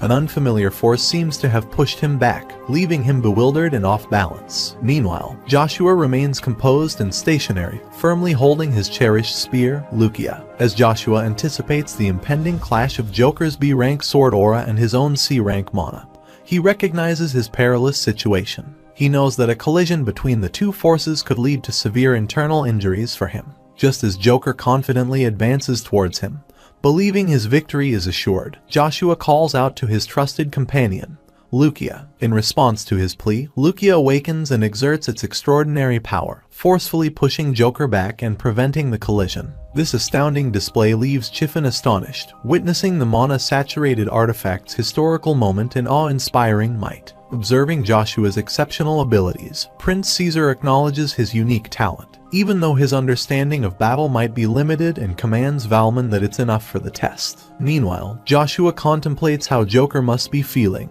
having his attack blocked. Joker admits his confusion and acknowledges that this is the end of their bout. Valmont steps in to express gratitude for Joker's efforts and officially announces the conclusion of the test. He is intrigued by how Joshua intercepted Joker's B-rank attack in a mere C-rank Knight Mana test. Valmont is confident in Joshua's prowess and doesn't believe the best genius of the Empire could surpass him. With a sword in hand, he proclaims that, as per the prince's orders, Joshua von Agnes, the second son of Agnes Duchy, has now attained the rank of a C-rank knight. He raises his sword in the traditional knighting gesture, signifying the official recognition of Joshua's new level. As Prince Caesar and a vagrant applaud Joshua's impressive skills, the protagonist's inner thoughts reveal that he has no intention of playing along with this C-rank knight stuff because he doesn't want to show them his weak state. However, he is determined to take revenge on them at a decisive time, as they assaulted him in his past life. Duke Agnes steps ahead and inquires about Joshua's well-being. The protagonist kid notes that this is an impression he hasn't encountered in his past life and responds that he is doing fine. Valmont presents him with the Highness's sword, and Joshua triumphantly raises his sword, thinking that he had never witnessed that before in the entire continent. It was the birth of the youngest mana user. Later that night, a conference occurred in the Agnes Duchy's Grand Conference Room under Duke Agnes's supervision. Count Angel, a vassal of the Agnes Duchy, requested the first leader of the Order of Gold Mane Knights, Armstrong, to report on an important matter. Armstrong reported that all the Gold Mane Knights who had been recently dispatched had suddenly returned. The reason for their return was the significant increase in monsters emerging from the creature's forest. Armstrong explained that the leading cause of the Knights' return was the appearance of a black ogre among the monster mob. The black ogre was the most formidable creature within the black creature's forest, also known as the Monster's Haven. It was a resilient troll that could tear through bodies as if they were made of paper. Only individuals with considerable strength, such as high-ranking magicians of the 4th class or higher or knights with a B rank or higher, could match it in combat. The news of the Black Ogre's presence raised tension among the members of the conference, who began to worry about the possibility of the monster encroaching on their lands. Taking note of their concerns, the Duke assured the assembly that he would personally address this matter and urged them to report the next issue. Armstrong remarks that the next point is regarding the 5 duchies, prompting the Duke to wonder whether there is a separate reason that Cheryl and Cox came here, then instructs the knight to explain that matter privately. Count Angel commands them to raise their hand if anyone has something to report. The adjutant Chiffin abruptly raises his stand, stating he has something about Earl Joshua. A buzz of conversation begins as people start discussing Joshua's recent achievements, particularly his becoming the youngest C-rank knight, surpassing even Earl Babel. Chiffin continues, mentioning that Joshua was initially quite frail to the point of suggesting he had a genetic mana disability. He expresses his perplexity over how Joshua could have transformed from such a state to a C-rank knight so quickly, believing that the explanation can't be solely attributed to talent. He speculated that Joshua might have somehow obtained power from creatures or demonic beings, as he found it challenging to comprehend the situation otherwise. He reasons that Earl Joshua was using a weapon no one had ever seen before and ponders whether artifacts are saturated with magic, the only weapons that can change shape. Furthermore, Earl Joshua's weapon was closer to a spear, and they couldn't think such power could be contained in a mere spear. Chiffin's suspicions made him consider the possibility of demonic magic being involved in Joshua's newfound strength. He presented these thoughts to the gathered individuals, fueling their curiosity and uncertainty about Joshua's abilities. Suddenly, Joshua steps into the conference room and asks Chiffin if he is that curious about his skill, then it should be fine for him to test it personally. He adds that Chiffin should be able to tell whether he borrowed power from a creature if he goes up against him. Chiffin tries to control his anger, contemplating that Bastard is making him wield his sword against someone with his master's blood running through his veins. So if he makes a wrong move, he realizes that any misstep could result in incurring his master's wrath. The protagonist mocks him for hesitating and ponders whether he is scared despite being one of the 4 chief pillars leading the duchy. Chiffin's anger flares, and he stands up with a menacing aura, declaring that Joshua has crossed a line. The atmosphere in the room becomes even more tense due to their confrontation, and his menacing aura causes discomfort in the meeting attendees. The Duke intervenes, attempting to maintain control over the situation. He points out a crucial aspect everyone seems to be overlooking, specifically the presence of the Imperial Order of Knights and the chief magician from the Imperial Castle, Evegrant, during Joshua's mana evaluation. Armstrong adds that if Joshua had utilized power from creatures or demons, at least one of these present experts would have detected it. This revelation injects a new layer of complexity into the discussion. Duke Agnes takes charge of the situation and announces that while the matter concerning Joshua seems to have been partially resolved, it doesn't mean all doubts have been completely cleared. He emphasizes that there are still things they need to investigate and numerous questions they want to ask. The Duke acknowledges that Joshua's rapid growth is a subject of inquiry not only among the vassals but also for him. With a purpose in mind, he proposes a way to properly assess Joshua's strength by accompanying him to the Black Creature's forests. The knights asked the Duke if he planned to go to the Black Forest, as he should leave this all to the knights because it was dangerous for him, and he had to travel to Acadia. Armstrong also agreed with them as he didn't want him to get injured. But the Duke wondered who they were worried about and said he planned to send Joshua to the Imperial Academy after cleaning the Black Forest creatures, because his talent is undeniable. He gives him a fair chance by following the strict rules of the Agnes family. Chiffon was worried that if he got stronger and got beyond their reach, Earl Babel might get pulled into a war of succession, so he decided to make an excuse to keep him away. The protagonist requested his father to let his mother accompany him, but Chiffon said it was impossible as Lady Vanessa might not stand by if his mother went with him. The protagonist questions if he is suggesting the Duke needs permission to do such trivial things, making him speechless, and he realizes he is trying to toy with him. He justified that he didn't want rumors regarding favoritism to spread, but Duke allowed his mother to accompany him. He asked the knights if they objected to his decision, but no one objected before leaving. He instructed Armstrong and Joshua to report with the dispatched knights in his room after the report from the Font family was sorted. While he was leaving, Earl Babel arrived, greeted him, and apologized for being late as he needed some time to ponder, and his father asked him if he had something to report. He called the protagonist, who answered him informally, enraged Chiffon, and told him to watch his manner publicly. The protagonist wonders if he is his spokesman as he always acted like a loyal dog and thinks he couldn't cross some lines because of the Duchess, as he only had skills. He felt that if he got noticed becoming too involved, he could get excommunicated, so he said he informed him because he seemed unaware of courtesies. The protagonist reminded him of the Agnes Duchy law that he should prove himself with his skills, so Babel told him that he was alright. His father thought he had changed as he was acting like a real knight because he wasn't convinced. He told Joshua that he would keep this law in mind, and the protagonist realized that his eyes changed after the last duel. Earl told Duke that he wished to evacuate the position of the formal Agnes heir. Everyone was shocked and wondered if he lost confidence after the talented competitor arrived. But he wanted to have a fair competition, so the Duke agreed to him, so the meeting ended and left. Later, in Duchess Vanessa's room, he is frustrated knowing that Joshua is going to the academy with his mother. Because Earl Babel gives up on his position, she worries that he is her everything. Chiffon assumed he should do his best to convince, but she knew he was stubborn and blamed the protagonist for everything. She asked him what Joshua was doing tomorrow, and he stated that Duke was taking him to the Lock territory. She thought the Barren territory would take 2 days to get there. Chiffon said that Duke wanted to take care of the creatures in the Black Forest. She assumed he left after returning, so she instructed him to notify her that she wanted to dine with him before he left. Later, while the man prepared to depart, he looked at his dawn ring and remembered his meeting with the Duke Agnes, who told him before leaving that he had to throw away the name Agnes, so he gave him the ring as a gift. He stated that he received this ring after helping the owner of the Magic Tower once, and he assumed that if it was the ring of the Magic Tower, this might be the artifact created by the owner. When mana is infused into the ring, it instantly equips the wearer with armor, and Duke tells him that he will learn to use it after investing in the mana. He questioned because it was supposed to be given to the family's heir, but he told him not to be mistaken as he was lending him this because it would be a waste of energy as it would rot in the warehouse. He said enchanted armor, with ab insignia representing each family, would be put on him if he used this ring.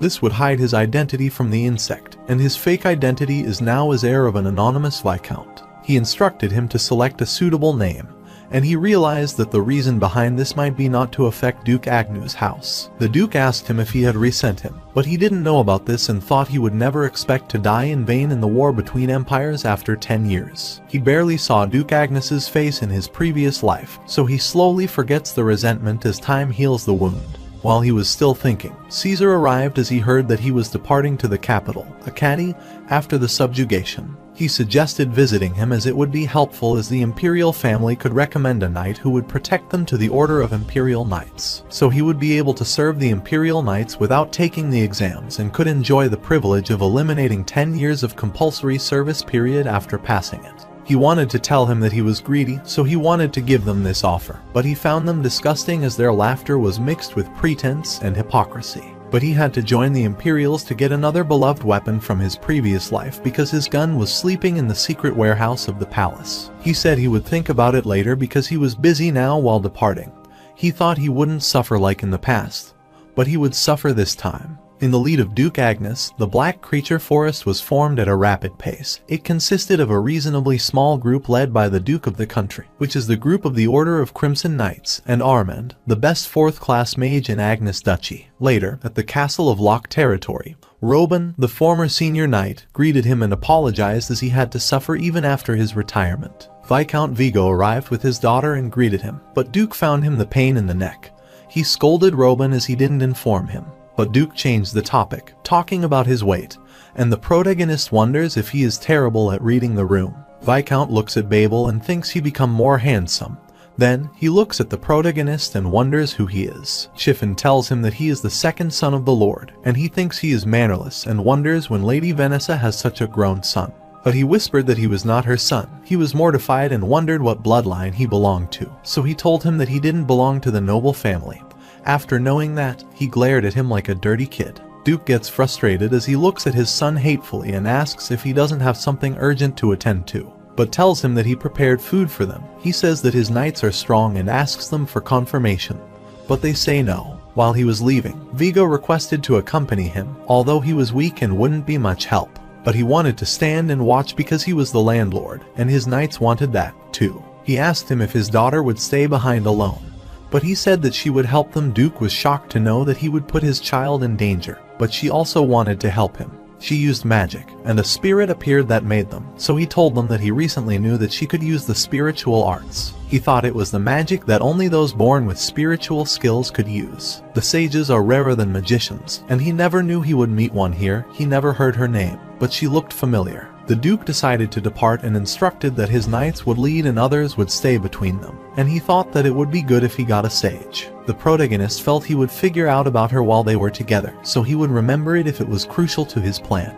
Meanwhile, at the Avalon Empire throne room, the man asked if the Black Wind's skill twice, despite being a B-rank expert, even succeeded in the counterattacking. He asked about Evergrande opinion and wanted to know the words as the Empire's best magicians, not as a knight. He asked him how far that boy went, and the knight explained in terms of the Imperial Knights and said that he had to fight Valmon himself, but he fought him one-on-one. There was no way he would lose. He thought that if he were one of the most outstanding people in the Empire, he would lose to opponents like Evergrande, but Valmon and Joshua aren't the same. He wonders if he is still determining if he could win against him, and the knight says that the protagonist will be able to defeat him in 10 years, but not now. He asked if he could win against him alone in the duel, and he didn't reply, so he laughed and thought he would have gone to see him. Emperor Marcus snapped to call Jaqen and ordered him to ensure the boy stayed at the palace for some time. He told him that the prince was already making the preparations as the recommendation letter was delivered to the knights by him.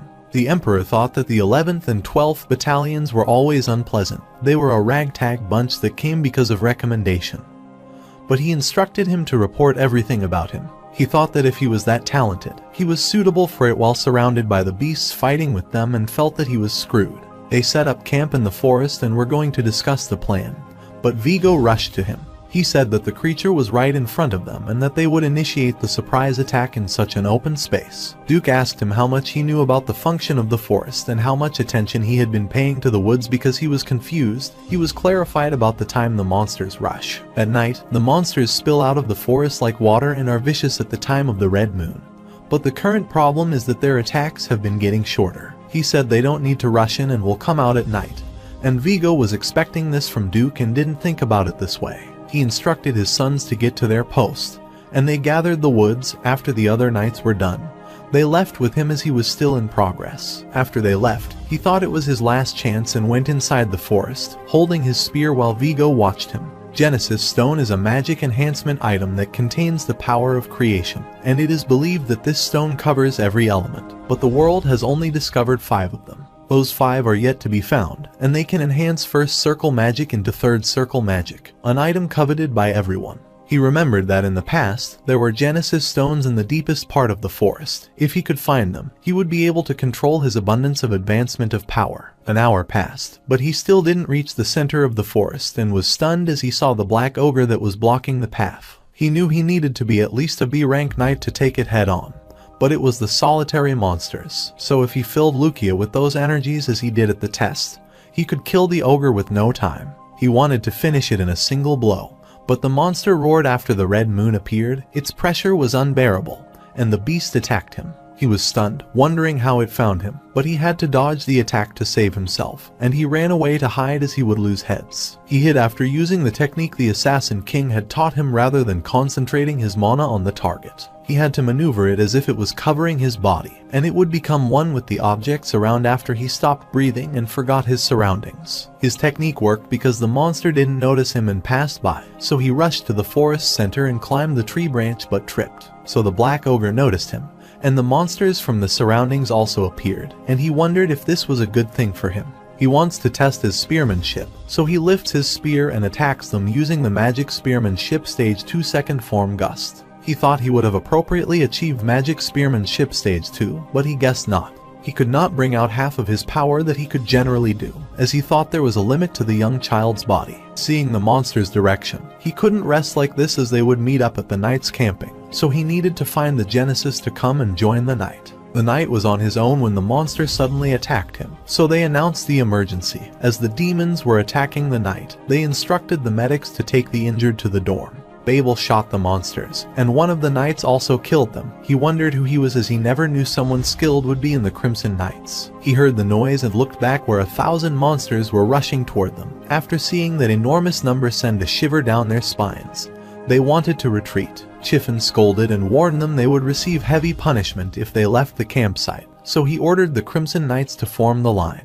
The battle between the monsters and the knights begins even after killing many of them. There is no end to their number because of the sudden appearance of the red moon that is supposed to appear the following midnight. The B-rank monster roared from behind, and he was stunned to see such a high-level monster around him, so he gushed to split it in half.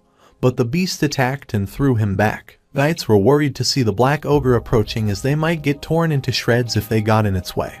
And the number of other monsters was also not decreasing. Chiffon ordered them to retreat as they became more alive due to the red moon.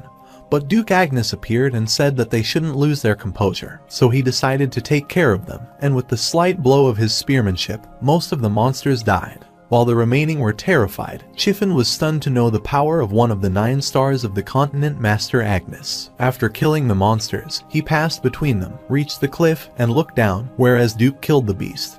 And his son was stunned, so Vigo told him that his father was that powerful. He wished he would become like that because his blood ran through his veins, and he thought it made sense that he was surprised. He was a child who had never seen something like that, and he remembered the protagonist and went to the commander to ask about him. He wonders if he runs away to live on his own. Knights were stunned and asked if he run away and thought he was different from Babel. He thought it was too much even though he had that fantastic blood running in him, and he shouted at them as the battle hadn't ended yet. They rushed toward them to kill them while the monsters ran away. Knights were amazed to see them like that. They were shocked as the demons were killed by someone and wondered what the matter was. Then, some black ogres appeared and roared. So they spread out, but the monsters attacked them. But the knight told them not to retreat and fight. The commander thought they could eliminate them, but the horde of black ogres appeared. Then he felt the strange aura, and the protagonist used the thunderbolt and killed it. And they were stunned as Joshua Agnes killed the black ogre with twice its normal strength due to the red moon with a single blow.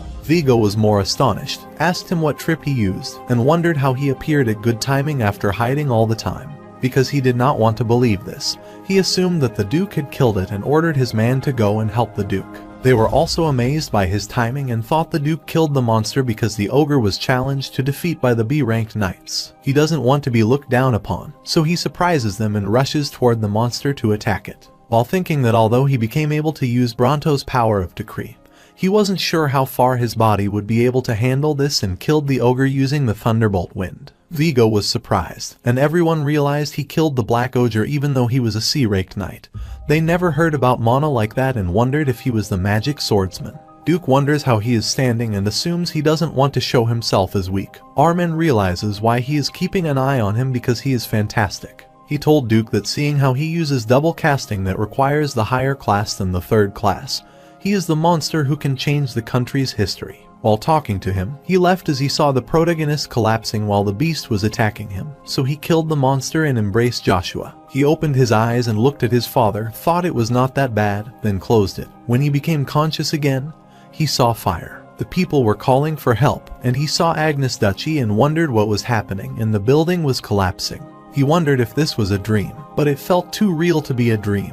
He saw Babel coming out of the building and wondered if it was the scene where Agnes Duchy was wiped out. He wonders why he has such a dream as this would happen 10 years later, and if he has a precognitive plan because of Bronto's power. He felt the strange wind, after which Anna Velgrace appeared with a high-level spirit wind sea lion, which startled him, and he remembered the daughter of Vigo. He remembered something like that happened between them and wondered if her master was also there, but he was frustrated because he could not hear their conversation. He went close to them, and Babel told her that August wouldn't kneel to such a breed organization.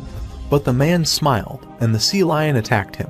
When he looked at his face closely, he realized he was Draxia Velgrace. He woke up and was shocked that his dream was closer to a precognitive dream than an ordinary one. He got up and wondered how much time had passed. He wanted to get out of bed, but his body was still unable to tolerate it. He entered the second stage after the first stage in magic spearmanship, but it was similar to the best C-ranked knights, and he assumed he could go against the B-ranked knights if this were the power of his magic spearmanship against the monsters. He presumed it would be because of the Bronto stone and the precognition, so he decided to dig further into the Genesis stone. The Duke asked him if it was interesting that the red moon, which looked like it would swallow the whole world, was now casting a wonderful moonlight. He told him he would be heading to the academy after returning to Duchy, but his identity wouldn't be Agnes. Instead, he is the son of the fallen Frederick Visconti, someone who desperately trying to raise the fallen Visconti.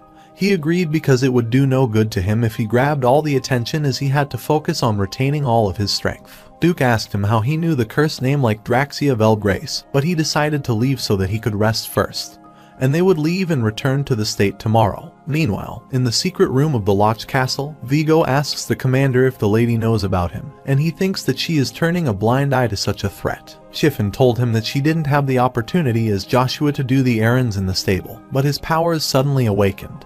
He was stunned because Babel was revived after the close instruction of the Duke. He was astonished as he didn't get the facilities like Babel, yet he defeated the Black Ogre, which most C-ranked knights could not do. He told him the knights thought he was magic, but Vigo didn't believe that and supposed he had contracted with a high-ranking demon. But he was sure that something like that didn't happen as he was with him all the time and didn't sense any demonic energy. But he decided to keep an eye on him because his daughter Anna Velgrace was also in his academy, so he could quickly get the information from him. He suggested he pay attention to this matter before he started desiring the position of the heir, as things would get complicated, and left. Later, the man rushed to her at the Agnes estate and informed her that Joshua was returning after completing the subjugation. She was sad, then he wondered why she was unhappy and asked him why he was worried because he didn't like him. But things changed because he was the son of the concubine and the first person to use the mana at age 10. He told her that although they had enough wealth, they couldn't buy some things and asked her if she knew why Duke Pontier sent them there, and she said that it was because of the mercenaries king. He is the sword master of a commoner who rose to rank and is one of the 12th superhumans who could compete for the absolute seat of the 9 stars. But they were informed that he secretly joined the Marks Cromwell. He boasted the most incredible wealth after the Duke. They constantly butted heads, which came to the point that a battle about territory could break between two families. He told her that if the rumors about the engagement were spread, they could surpass the other party, so they were trying to engage her by engaging her with a label to get Agnes's help.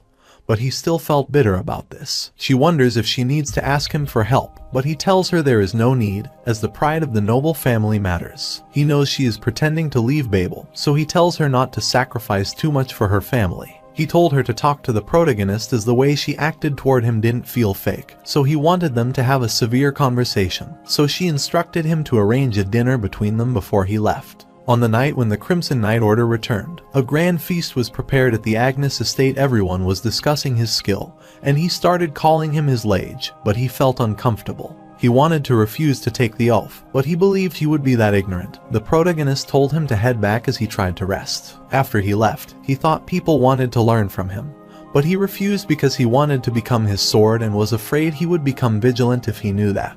He remembered the painful memories of the betrayal in the past and grabbed his head. Then the man arrived and asked if he should call a doctor. After hearing he was okay, he told him that he had the dinner arranged by Duchess Vanessa, and that his mother Lucia was also attending. He entered the dining room and was glad to see his mother while Lady Vanessa talked to him, but he ignored her and didn't greet her. Chiffon told him to behave in a manner but glared at him.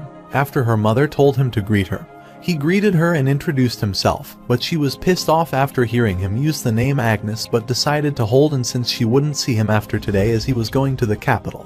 His mother was stunned as she didn't know about this, so Chiffon told him that he was recognized as the knight, so the Duke was sending him to the academy. She was so pleased to know this. Lady Vanessa said that she arranged this dinner to congratulate him and rang the bell to set the food. The protagonist looked at the food and smirked. She told him to eat it, but he ignored it. Lucia instructed him to be respectful, but Vanessa thought that dinner might make them uncomfortable and said that she planned this dinner to grow closer to them, so she was grateful to her. While he was about to eat, he stood and apologized to her for not properly introducing himself and thanking them for taking care of them.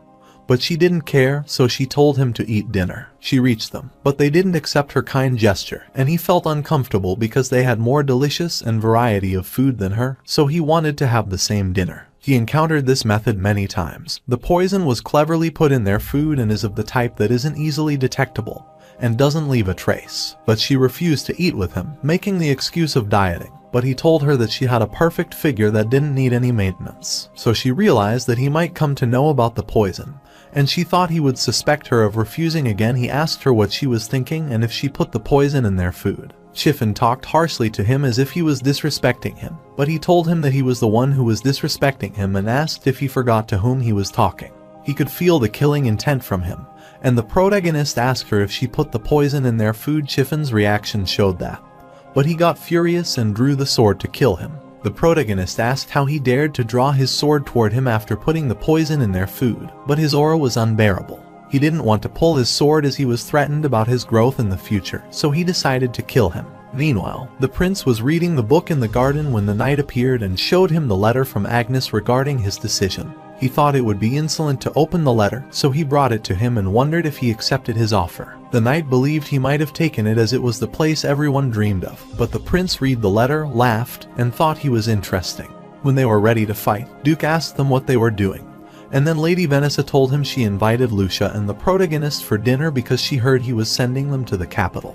He thought for a while and looked at the poisoned food and asked him how long he would stay like that, so he put his sword in the shield. Duke told Joshua to rest as they were going to leave early tomorrow, and he left with his mother. Vanessa asked him why he was acting like this. He asked her if she resented him, and she said yes, as he was paying extra attention to that commoner, and never once loved her because all he cared about was his family. She never complained to him because of their arranged marriage, but she didn't want to stand still if her child would be victimized, and she thought he would know basic courtesy. He was startled and asked her if someone who knew basic courtesy did something like this. They were shocked and asked what he was talking about, so he asked them if they thought he would never know about it. The protagonist went to his room and felt his mother would be sad because he didn't tell her about the capital and thought he was still worried. Kane told him to open the door and ask about the meal, and he wondered how he knew, so he explained that he had asked the butler because he wasn't in his room. He thought it wise to head to the capital to help him grow and learn from his father, Duke Agnes. He questioned if he came to say this, so he told him that he wanted to ask the favor and requested to give him the honor of serving him as his liege. He told him that he had come to the wrong place because he was planning on playing the knights as his path was filled with bloody criticism, but he still wanted to follow and believe him. He lifted his sword and said he wanted to bet his life to serve him, so he requested that he give him that chance. He grabbed his sword and agreed. The following day, he left with the Duke and asked if he was okay with one knight as he might need more servants. The protagonist asked him if he had forgotten how he lived till now so one person would be enough on their way. Cheryl rushed to them and requested to stop, and she greeted him and apologized for meeting him late. She acted so manly that he said he liked her old tomboyish self. She worked as an ordinary person when Duke asked him if she wanted to go to the capital, but she had to visit the Cox family. She went to Joshua and said that she wanted to tell him something, and he wondered what she was up to. She gave him the symbol that belonged to her family. She requested to visit her family when he reached Akari, but her knight was shocked as she was not supposed to give it too quickly to anyone. He inquired the reason behind this, so she told him to consider it an invitation. The knights were gossiping that she might like him.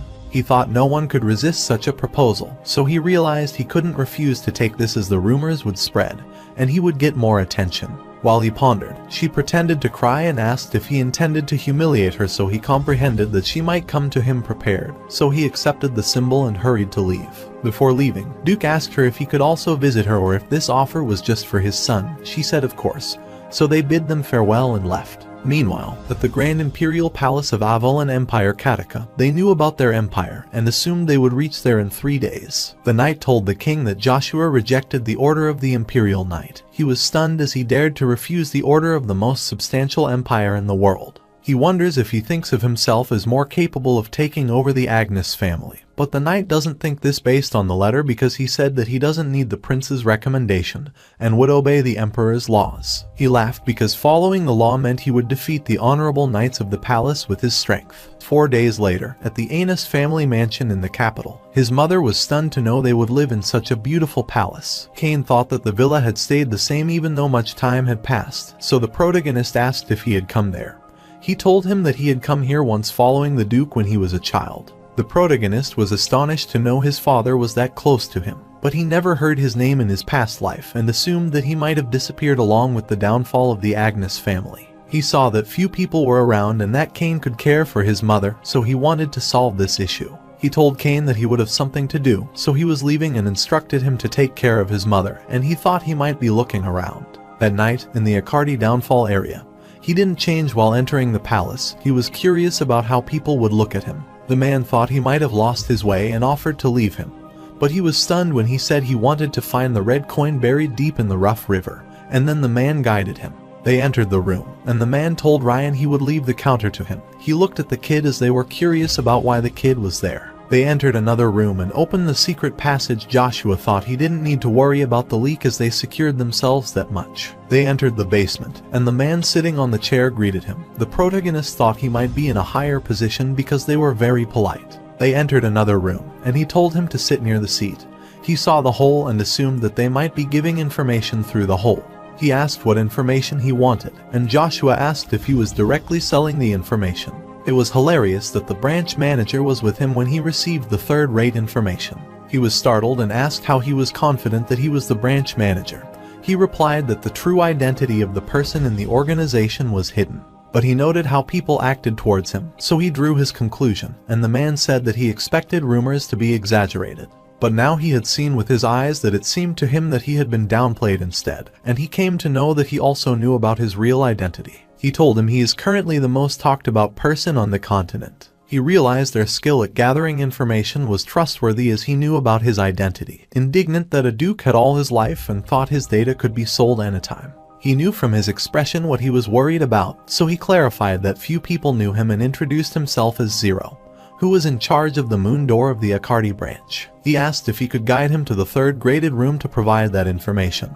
He assured me that he would provide him with first-grade details because he wanted to connect with him. The protagonist said that he assumed he could provide 0th grade information since his name was Zero, and he thought the moon or didn't try to pry information out of their customers and asked if he was wrong. He was stunned and apologized and asked what kind of information he needed, so he told him that he wanted to know where the hero of the Orvis family was. Zero talked for a while and told him it would take a week for them to get the information. The protagonist thought the information was sensitive, so to avoid the problem, he put the bait to chomp them. He said that one who finds the red coin buried somewhere is blessed with the moon, and one who brings the symbol will earn a moon door. He was stunned as this legend was passed down to a few in the organization and wondered who he was, so he said that if he accepted his condition, he would find that symbol for him in 3 years. He wanted to hear his condition before making the deal, and Joshua said he wanted them not to leak his information and give him the info about Draxia Belgrace. 2 months passed, and he was training to regain his strength and was persuading his mother to move to another place. He stubbornly persuaded her and moved to another location. A week before his admission into the academy, He wondered why he didn't get any information when they told him to wait for a week and wanted to enter the academy because this might significantly impact his plan.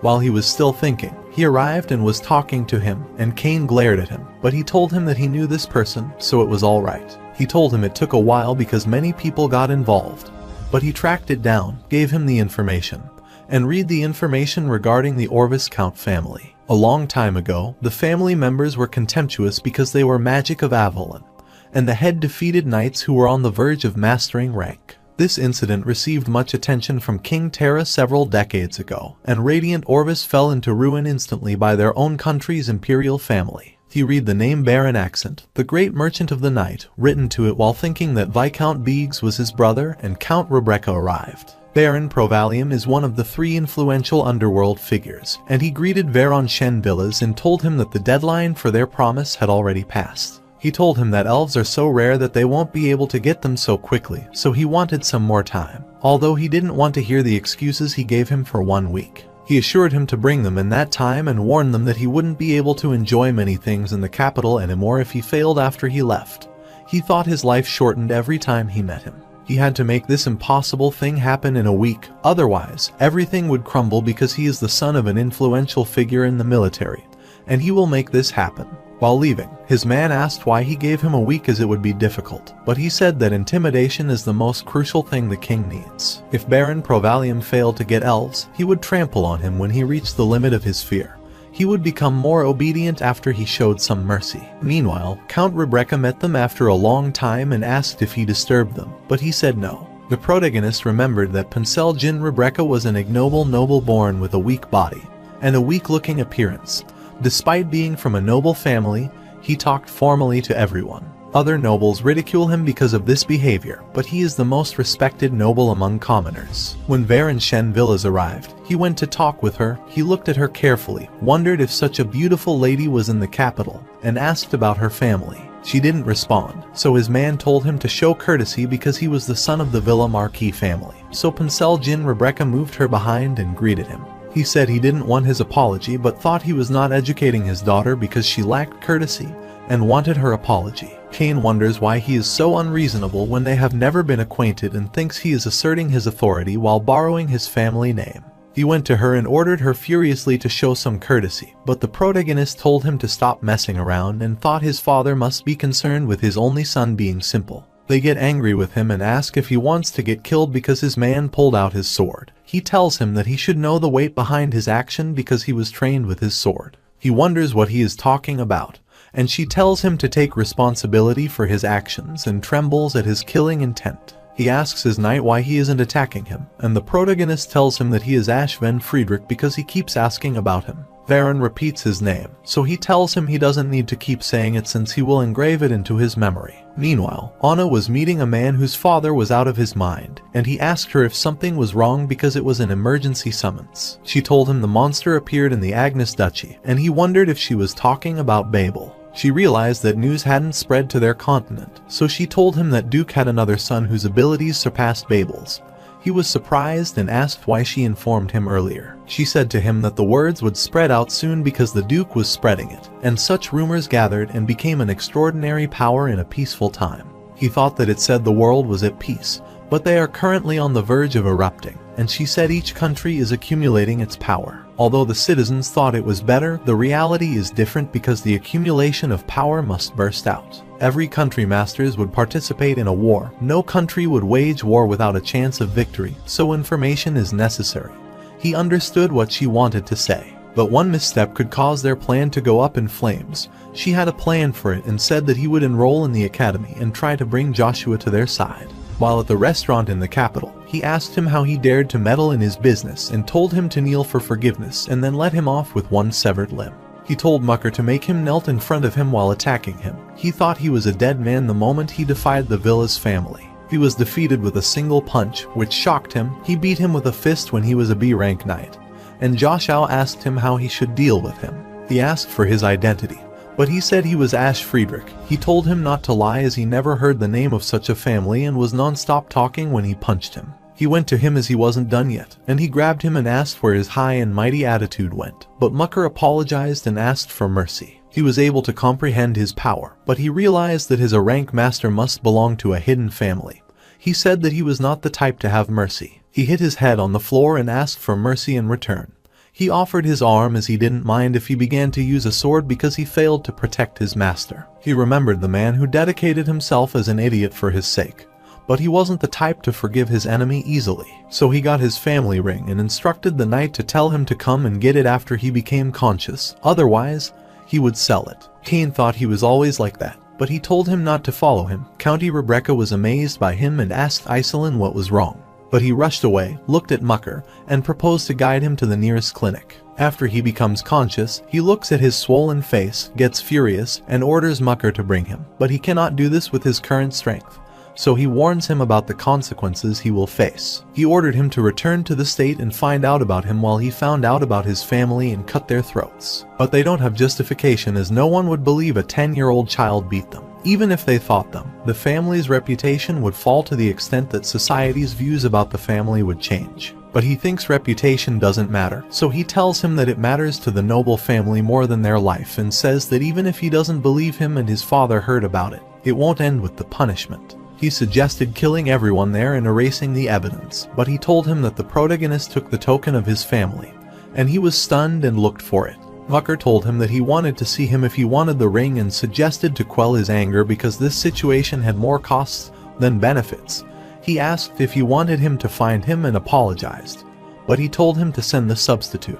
Cain asked if he thought he would come for the ring, but he said he would probably send the replacement someone of high enough status with no risk of information leakage. There are rumors that Accent Provalum manages the Knight of Akardi, and that he is the puppet of Baron Shen Villas, and he is amazed to know that it was all his plan, not anger. Lady Iselin arrived and thanked him for his help, but he told her that she didn't need to thank him because he didn't do this specifically for him. She still wanted to thank him because her family was going to fall due to this incident. He thought his personality was utterly different from someone who would become a future grand sorcery, and wondered how such a gentle person would become who didn't shed tears or blood. She was like an ice flower that exuded beauty even in the cold, and he thought her name suited her well when she wanted to testify for him as a witness. He told her there was no need, but he wanted her help in the future, and he looked out the window where the light was shining and smiled. Zero rushed away from there and was stunned to know he knew about him all the time.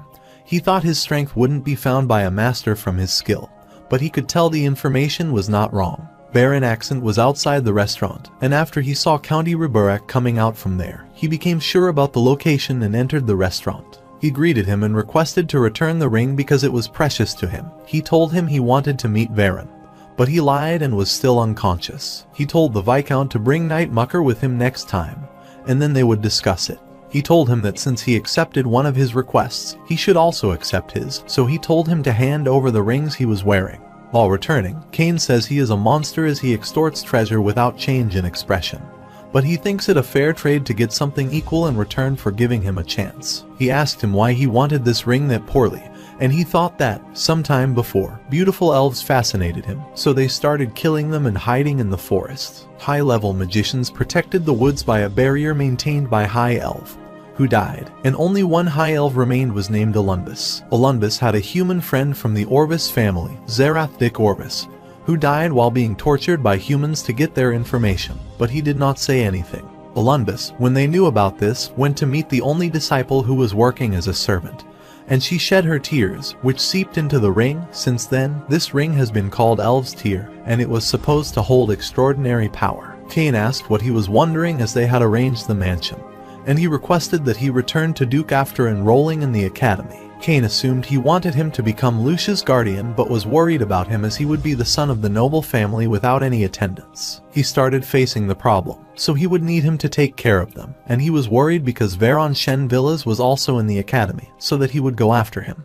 The protagonist said that he planned to live quietly and requested him to learn swordsmanship from the Duke, so he told him to raise his head as he didn't want to see the person he was serving bowing his head to anyone. He agreed and, in return, requested him never to let him turn his head in front of someone other than him and promised to reside in his care. At the center of the vast continent, surrounded by superpowers, is a high tower that is the pride of magicians and known as the Magic Tower. Magic Tower Master Ian Dunperry was angry because the three red flames, Thunderbolt, and the void seats were empty. Magician Marcus, the seventh magician in the Earth seat, said that Red Flame and Void didn't want to see each other, but Thunderbolt was busy with his matter. They started the meeting, whose main topic was Primordial Stone Theta. The seventh magician said it's not like the Elder to get straight to the point, so the other magician told him to mind his manners. He asked them if it was confirmed that Magma disappeared, but the magician told him Bronto had disappeared, and they were shocked. They thought they would have taken it by mistake, but Alicia Seven's magician said it was difficult if that was not the case. Marcus told them that he heard a swordsman appear in the area of the Agnes Duchy, where Bronto's disappeared.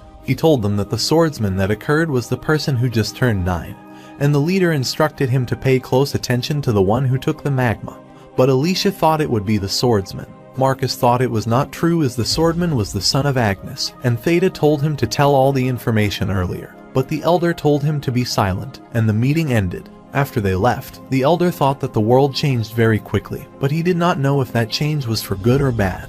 He was casting the spell in the rune language, and he was surprised and wondered how he knew this language because only high-level magicians knew this. After the magic was completed, he asked if he was right. He wondered which elf gave this a blessing that the rune language was engraved on this, and he told him that this was a 7th class high-level barrier that protects its user. He requested the ring but said to him that it was made for the daughter of the Orvis family so that the man couldn't use it, and he planned to give it to his mother. Later, Zero put his hand on the globe and greeted his master, who asked him if the matter was about the child, and he said he wanted to report the trivial case. She already knew he was special and asked him if he knew the magic tower started to find him, but he was stunned, so she said that one of the magicians was looking at him thinking he was a magic swordsman. The current problem was the secret of their organization. She wanted to visit him herself, but because of the issues inside the organization, she was unable to do so and thought things would change if Joshua brought that red coin, so he trusted him with this matter. While Viscount Vigo was tied to a tree, the man told him to shut up and see what he would do, and he cast the spell, which caused the lightning to rain, and the monsters were defeated. He asked him how his magic was compared to Joshua, and he told him that his magic was higher than that, but he planned to meet the protagonist to confirm his specialty. He told him that he had been admitted to the academy in the capital, and he thought it would be difficult for him to meet him there. Viscount said he would gladly help Jim meet the child because he doesn't like him, and he wondered how he could help him, but he knew that he was Serops, the 7th magician. He was stunned because he knew about his identity, and the Viscount told him that if he joined hands with him, he would help him as he had many connections in Avalon. He doesn't want to join hands with a mere Viscount, but he doesn't want his identity leaked. Viscount said that if he killed him, then Duke wouldn't stay still, but he killed him using lighting and said no one would care about him.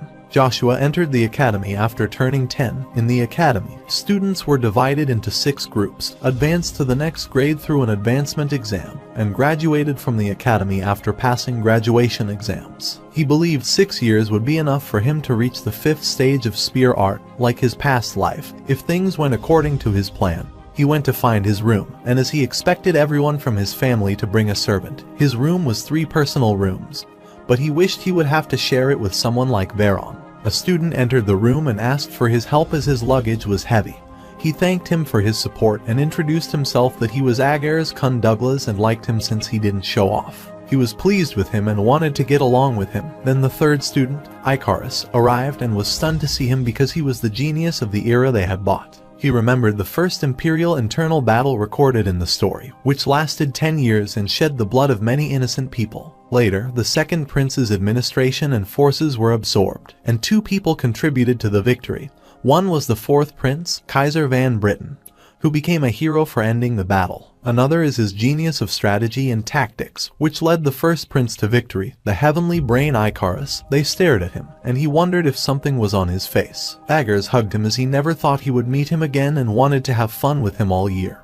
And the protagonists wondered if they knew each other. He harvested territory. The Baron couple, who couldn't have the child, adopted Icarus after seeing his talent, and he could not get rid of his commoner image regardless of his talent. The one who reached out to him for the first price, Kisser Van Britten, treated him like a person, and after hearing his story, he thought they were similar, and he went to greet him because he wanted to bring Icarus to his side. While at Duke's residence, she was looking for her ring and wanted to see her soon go to the academy, but Kane told her that he didn't want to go with him for fear of his identity getting revealed. He told her that her son was marvelous, and she was glad to hear this. The Duke came and asked what they were talking about. He told her to speak to him if she had any problem, but she said he was already very generous.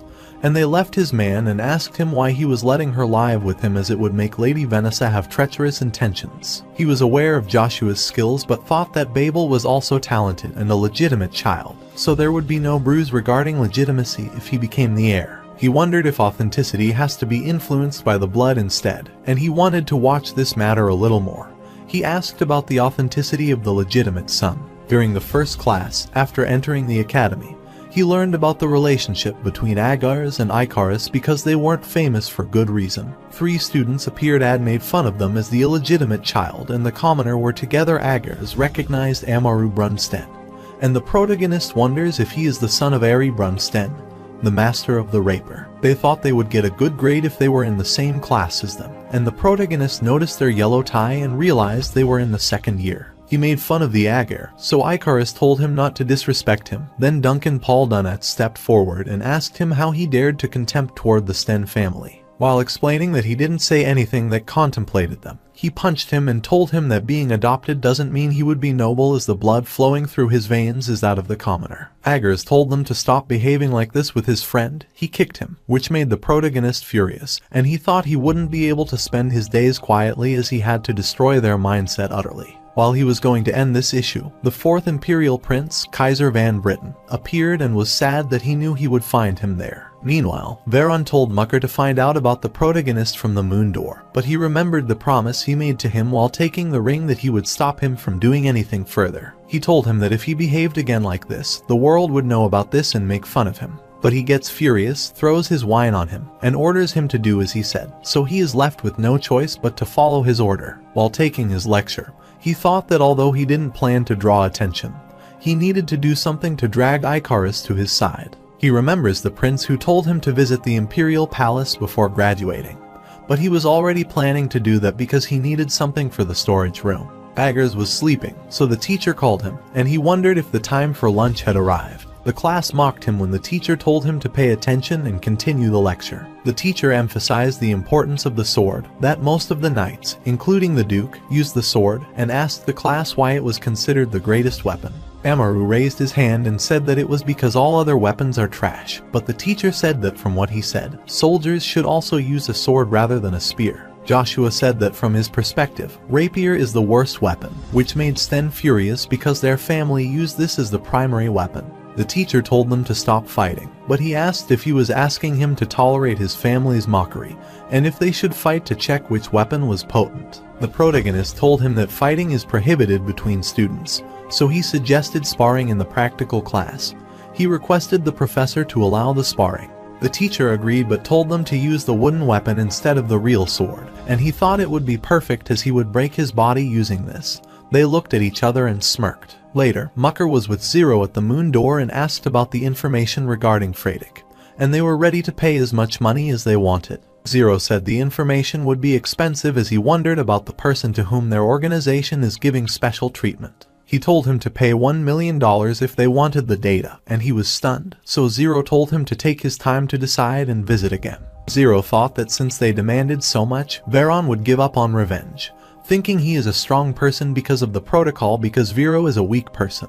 The protagonist was practicing and thought that despite the strict rules, the academy didn't restrict the students from going anywhere after class, so he should focus on regaining the power he lost in the mansion. He wanted to stabilize the power of the divine and demonic energy inside his body using Bronto's power.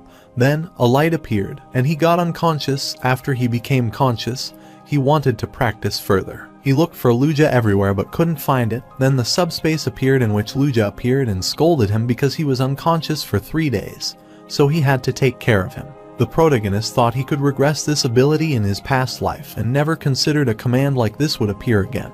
But because it appeared as a child before him, he felt he wasn't the only one who regressed. Luja could read his mind and asked if he thought he couldn't listen to his mind in first awakening state. He told him that if he considers that the primordial stone he obtained has had just elemental power, then he is moronic, and said to him that its true strength lies elsewhere. He questioned him what Bronto's unique ability would have, and after pondering this, he realized that its power might overlap with magma. He told him that he needed to think about it carefully because it would help him achieve his primary goal. Joshua wondered what purpose he was discussing, so he asked if he wanted revenge. Later at the academy, Agars and Ikaris talked when Amaru Brun appeared with his friends and bullied them because their roommate ran away on time and suggested they ran away too. While he was bullying, the teacher seemed to remind them of the rule that they should fight, so he left him. The teacher thought it was his mistake, but he felt he could take disciplinary action since Ash Friedrich was. While he was thinking, the protagonist appeared and apologized for the late arrival while he wondered why he would have his own grave, and the students hoped that he wouldn't be able to graduate safely because he shamelessly appeared after disappearing. The teacher told them to be quiet, and he told him to take the seat the lesson was going to start, and he thought he would do everything in his power to stop the practical class. After taking his seat, Agar told him that he should have run away as his family had collapsed and suggested bowing down a little to save himself, but he told him that he would show him how to protect his conviction. Ikaris was worried about him but didn't want to be concerned about the children's fight as he had something more important to do. He remembered his meeting with Luja, asked how he knew about his revenge, and asked if he could return to the past with him. But he wanted him to fulfill his one condition, then he would answer all his questions. He told him to regain the connection he had in the past and take care of himself more because he agreed to give him the hint. He said to him that precognition is not the power of the Brontos stone, but he thought that he remembered something like that happened in the past so that it couldn't be just a dream. He told him the precognition dream was because of two divine powers that resided inside him and were just like the prize revelation. He told him that if he managed to mix his energies, no human would be able to face him, and he told him that the true power of Brontos lies in the growth. During the class, he asked the teacher that he shouldn't be thinking about glossing over the spar because he approved of this and warned that he would have to face the power of his family. The teacher was aware of the family management principle and knew he couldn't prevent this. Amaru told the protagonist that he wouldn't let him go and would take this opportunity to engrave into him how trash is the weapon he praised. He also didn't plan to give up on the spear later. Students were rushing to see the spar at the academy's small drill hall. A student thought he was pathetic because he was using the spear. Ikaris suggested he apologize as he wouldn't be able to win against him even if he did. His family couldn't stand it. But the protagonist replied that then he had to beat them all. Since he doesn't believe him, he makes a bet with him that if he wins the spar, then he has to fulfill his one wish. Ikaris wonders why he is so reckless because he does not even know what he will demand in return. The teacher told him to stop since the time the duel started, and the duel commenced while the students were cheering him. Amaru wondered what he was doing while closing his eyes and thought he was an attention seeker. The protagonist thought that although he reached stage 3 of magic spear art, he would use spearmanship alone to defeat him and thought he could get the height he couldn't in his past life because he could see the path. Amaru rushed to attack, but with a protagonist's single hit, his sword was broken, and he fell back while everyone was stunned. Anna, who was watching the match, said that she knew Joshua Agnes did how she wanted him to, and Ikaris was stunned to know his real identity. Joshua thought that he became able to master the extreme swiftness that could surpass the opponent, and was able to obtain the enlightenment of stage spear arts magic in one swoop. Later, at the Avalon Academy female trainee dorm, she talked to her father and told him about the mess he made. She asked him why he was answering the call directly and wondered if there was a problem in Fran. He said to her that Thunderbolt killed Viscount Beak, who was perfect for their disguise, and she wondered if they knew about their plan. But he said that it seemed Joshua had obtained their valuable item. She told him that he caused the fuss the moment he entered the academy, and he found it interesting and thought Agnes would change the heir from Babel to him. She wondered why he would do that when he wasn't even his legitimate child, but he said he wouldn't prefer his son to someone else. The teacher called him and asked who he was because the members of the Friedrich family wouldn't use such a high-level spearmanship, but he didn't disclose his identity. He told him this should be played off as a mere dispute between children, but the story would be different because he defeats him in front of man and noble children.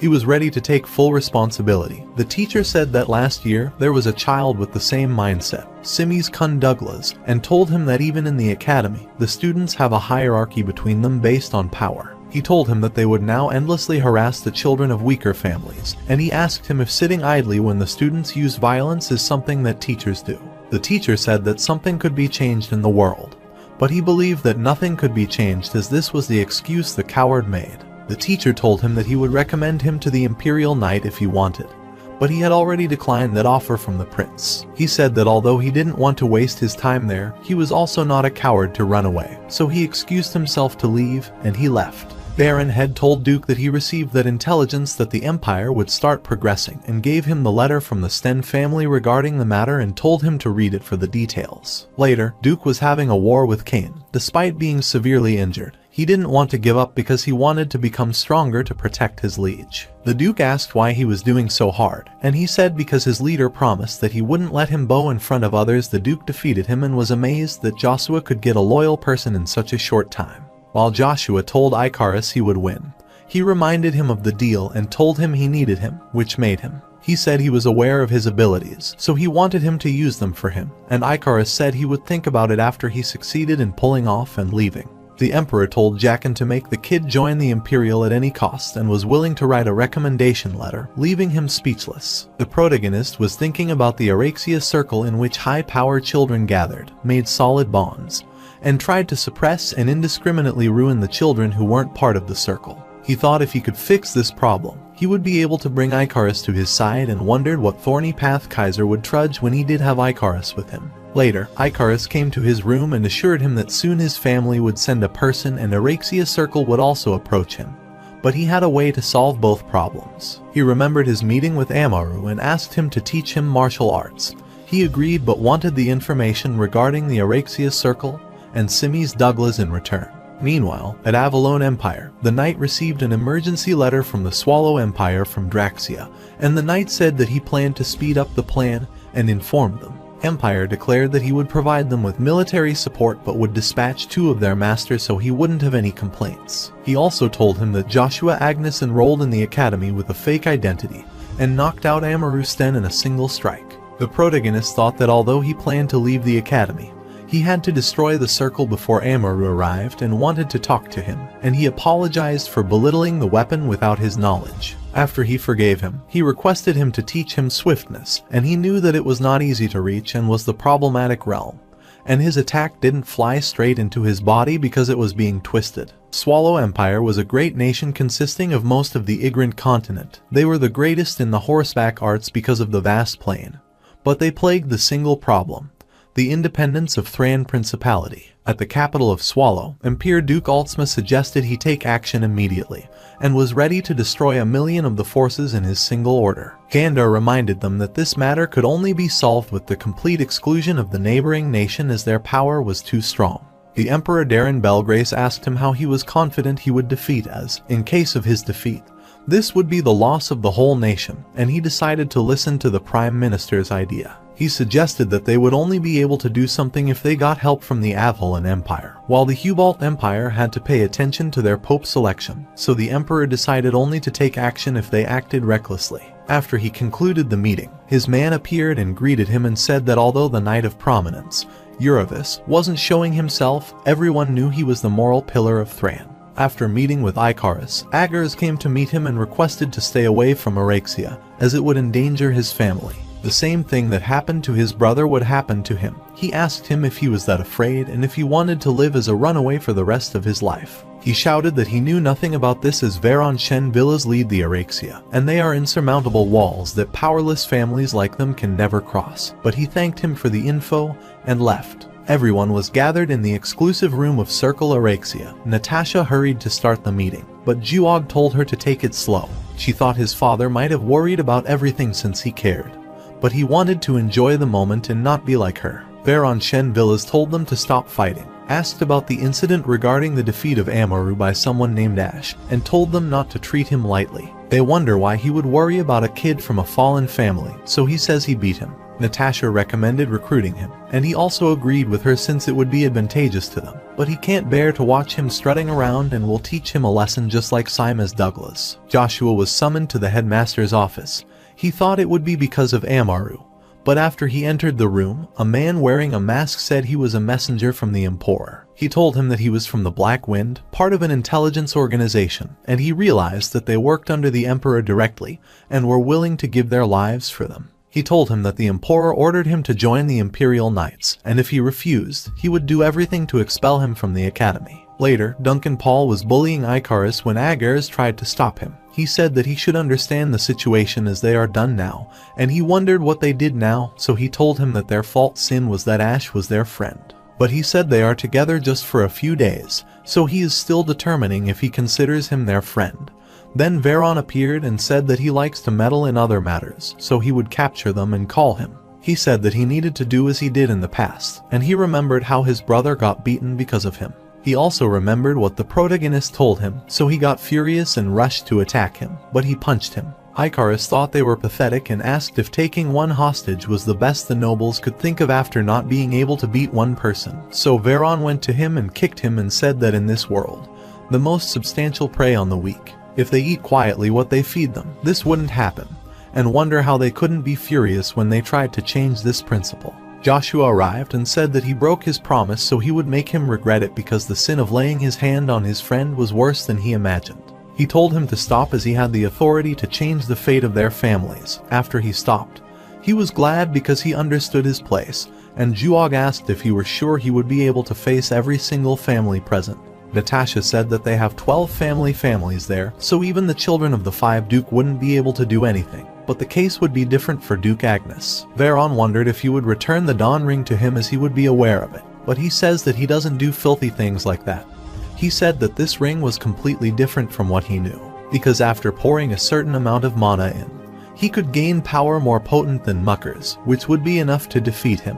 He draped the armor and said he would show him how foolish his action was, while Juog thought he should also try to persuade his father to get a B-rank mana like him. Natasha told him he wouldn't be able to get one because it cost millions of gold, but she thought it was terrible that Veron didn't mark him first because Joshua was like her type. Veron said that he reminded him of Simis, who was also rebellious and wanted to change his fate, thus becoming crippled for the rest of his life. This made Agars furious. The protagonist moved toward him, showed him his mana, and said that he brought this on himself after he heard the Dawn Ring.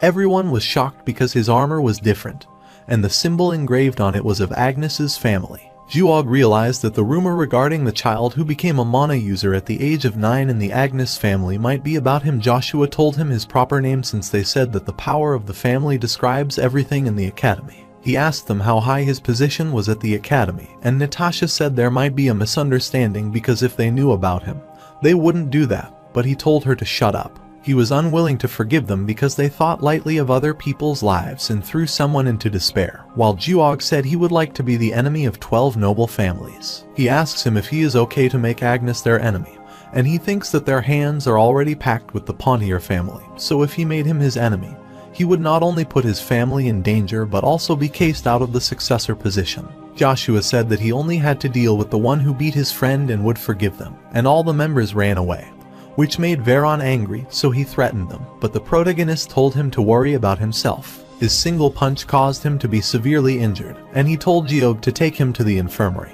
He said that he would regret this moment. Natasha told him to take Veron to the infirmary first. He apologizes to them because this happened due to him, although Agars was surprised Icarus wasn't, as he thought it was strange from the start. 9 out of 10 students in the academy hid their true identity, and he felt he was a top-notch strategic because he had the guts to speak his mind, even knowing the other person's status. He looked at him and smiled, so Icarus asked why he was staring at him this way, but he was startled when he said his eyes were beautiful. The Thran Principality is a small country under the rule of the Swallow Empire, and King Anthony dedicated his life to the independence of this country and passed away at the age of 72. His daughter was crying when Uravis told her to let him out while pointing the arrow at his body.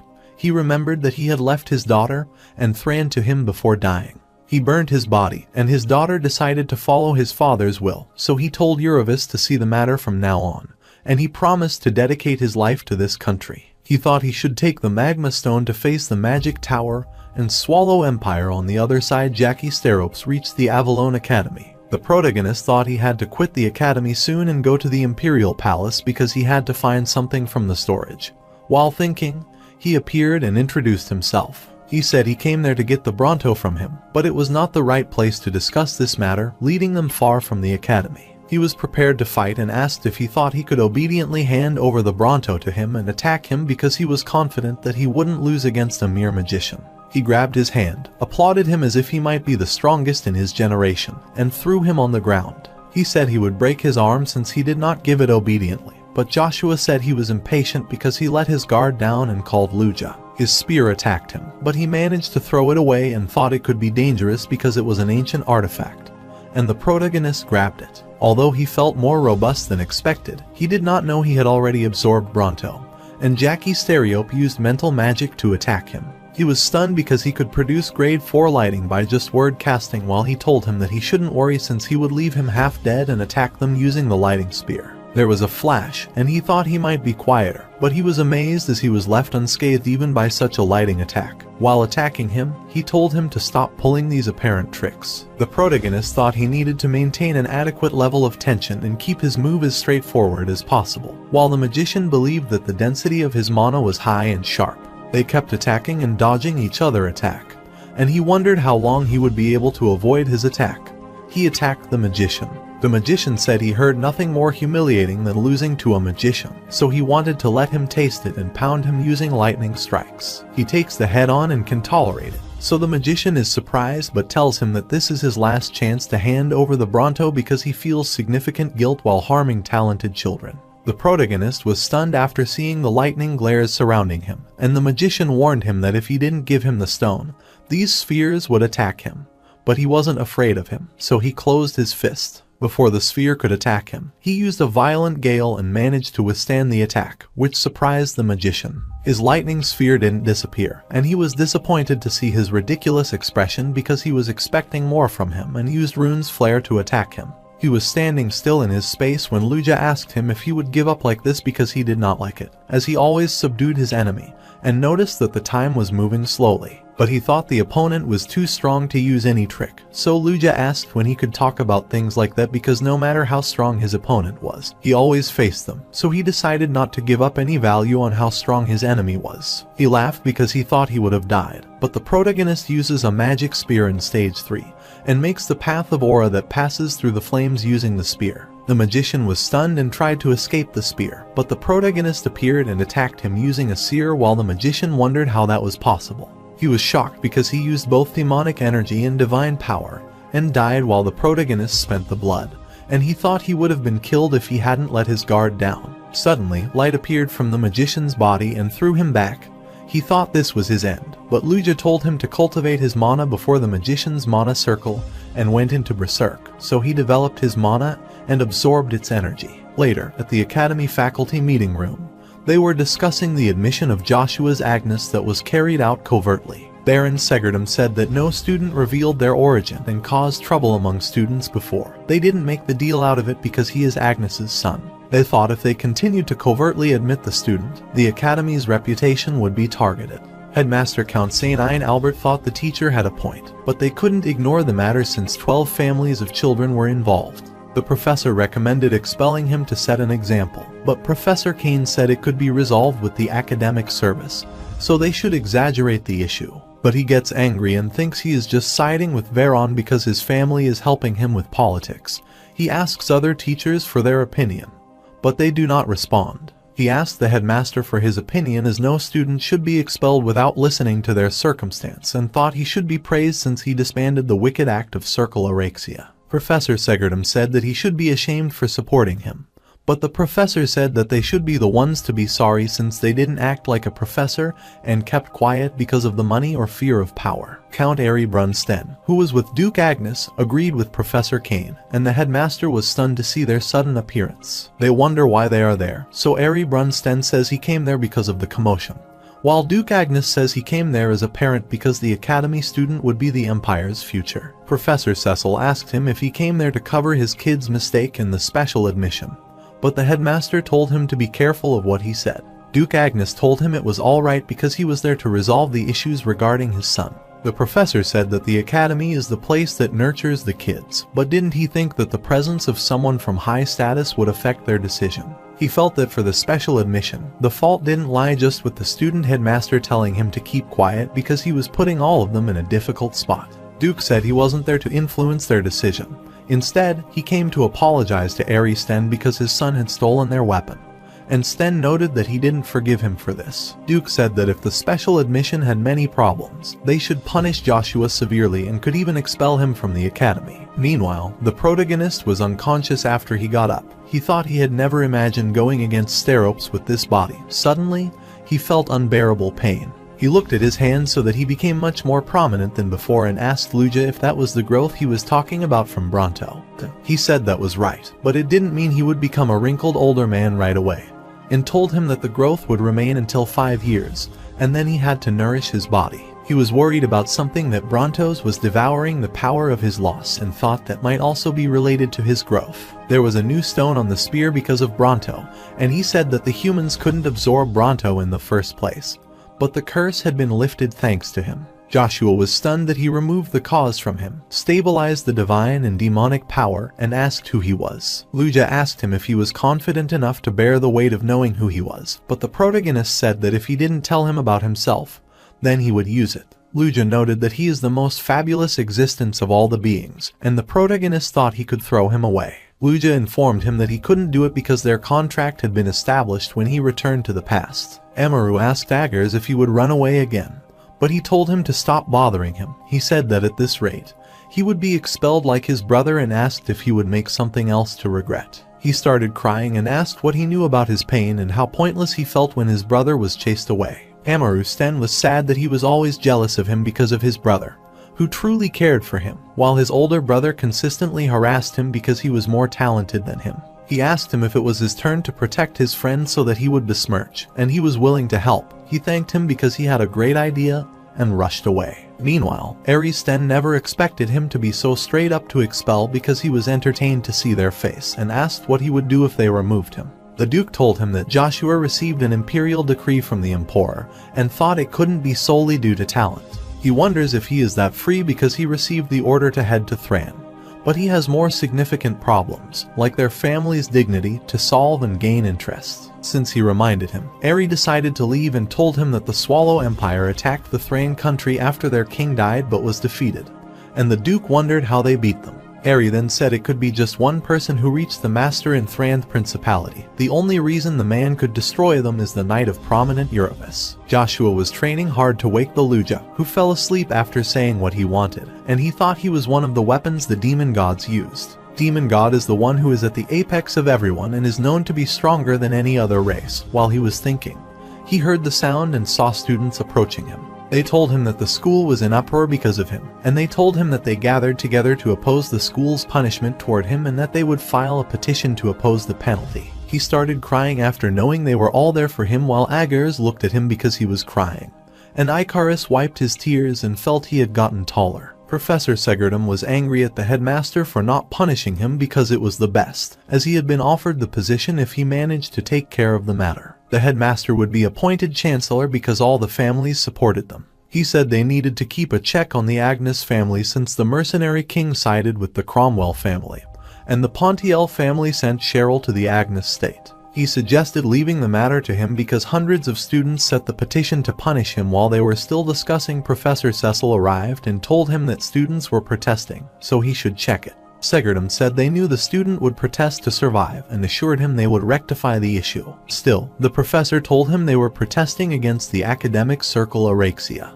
The students were protesting to disband the Araxia circle and not to punish the protagonist Natasha, who was watching this, asked the professor how they would silence them, but they were sure they could silence such commotion. Professor Kane arrived with Joshua and said they wouldn't be able to weasel their way out of taking responsibility because students' futures would be destroyed if they did this behavior. Professor Segardum asked if they had any evidence, so Kane said that he witnessed what happened to Simites because of their ignorance, and that he couldn't be a hypocrite after acting like that all this time. Joshua said he would take full responsibility for the special admission, but would clean up all the filth in the academy. Juog said that he heard he was an illegitimate child and told him to keep silent if he didn't want to cause problems for his family, but he said that it had nothing to do with the Agnes family. He told him that he would show them three in particular that there were consequences of their actions while he was shivering and said that his family wouldn't let this slide. Professor Segardum asked the headmaster if he would watch this all, so he said that Professor Kane was right because something filthy happened at their sacred academy.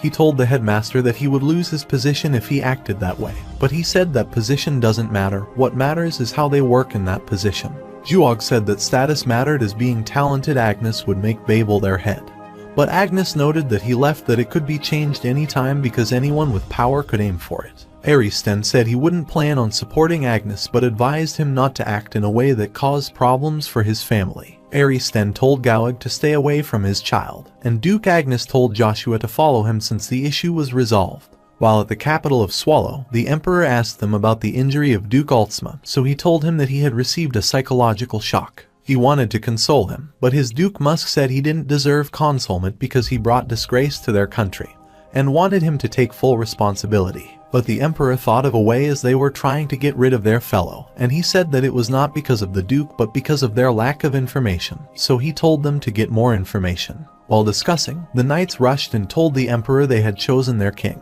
They wonder how they dare to select a kind without their permission.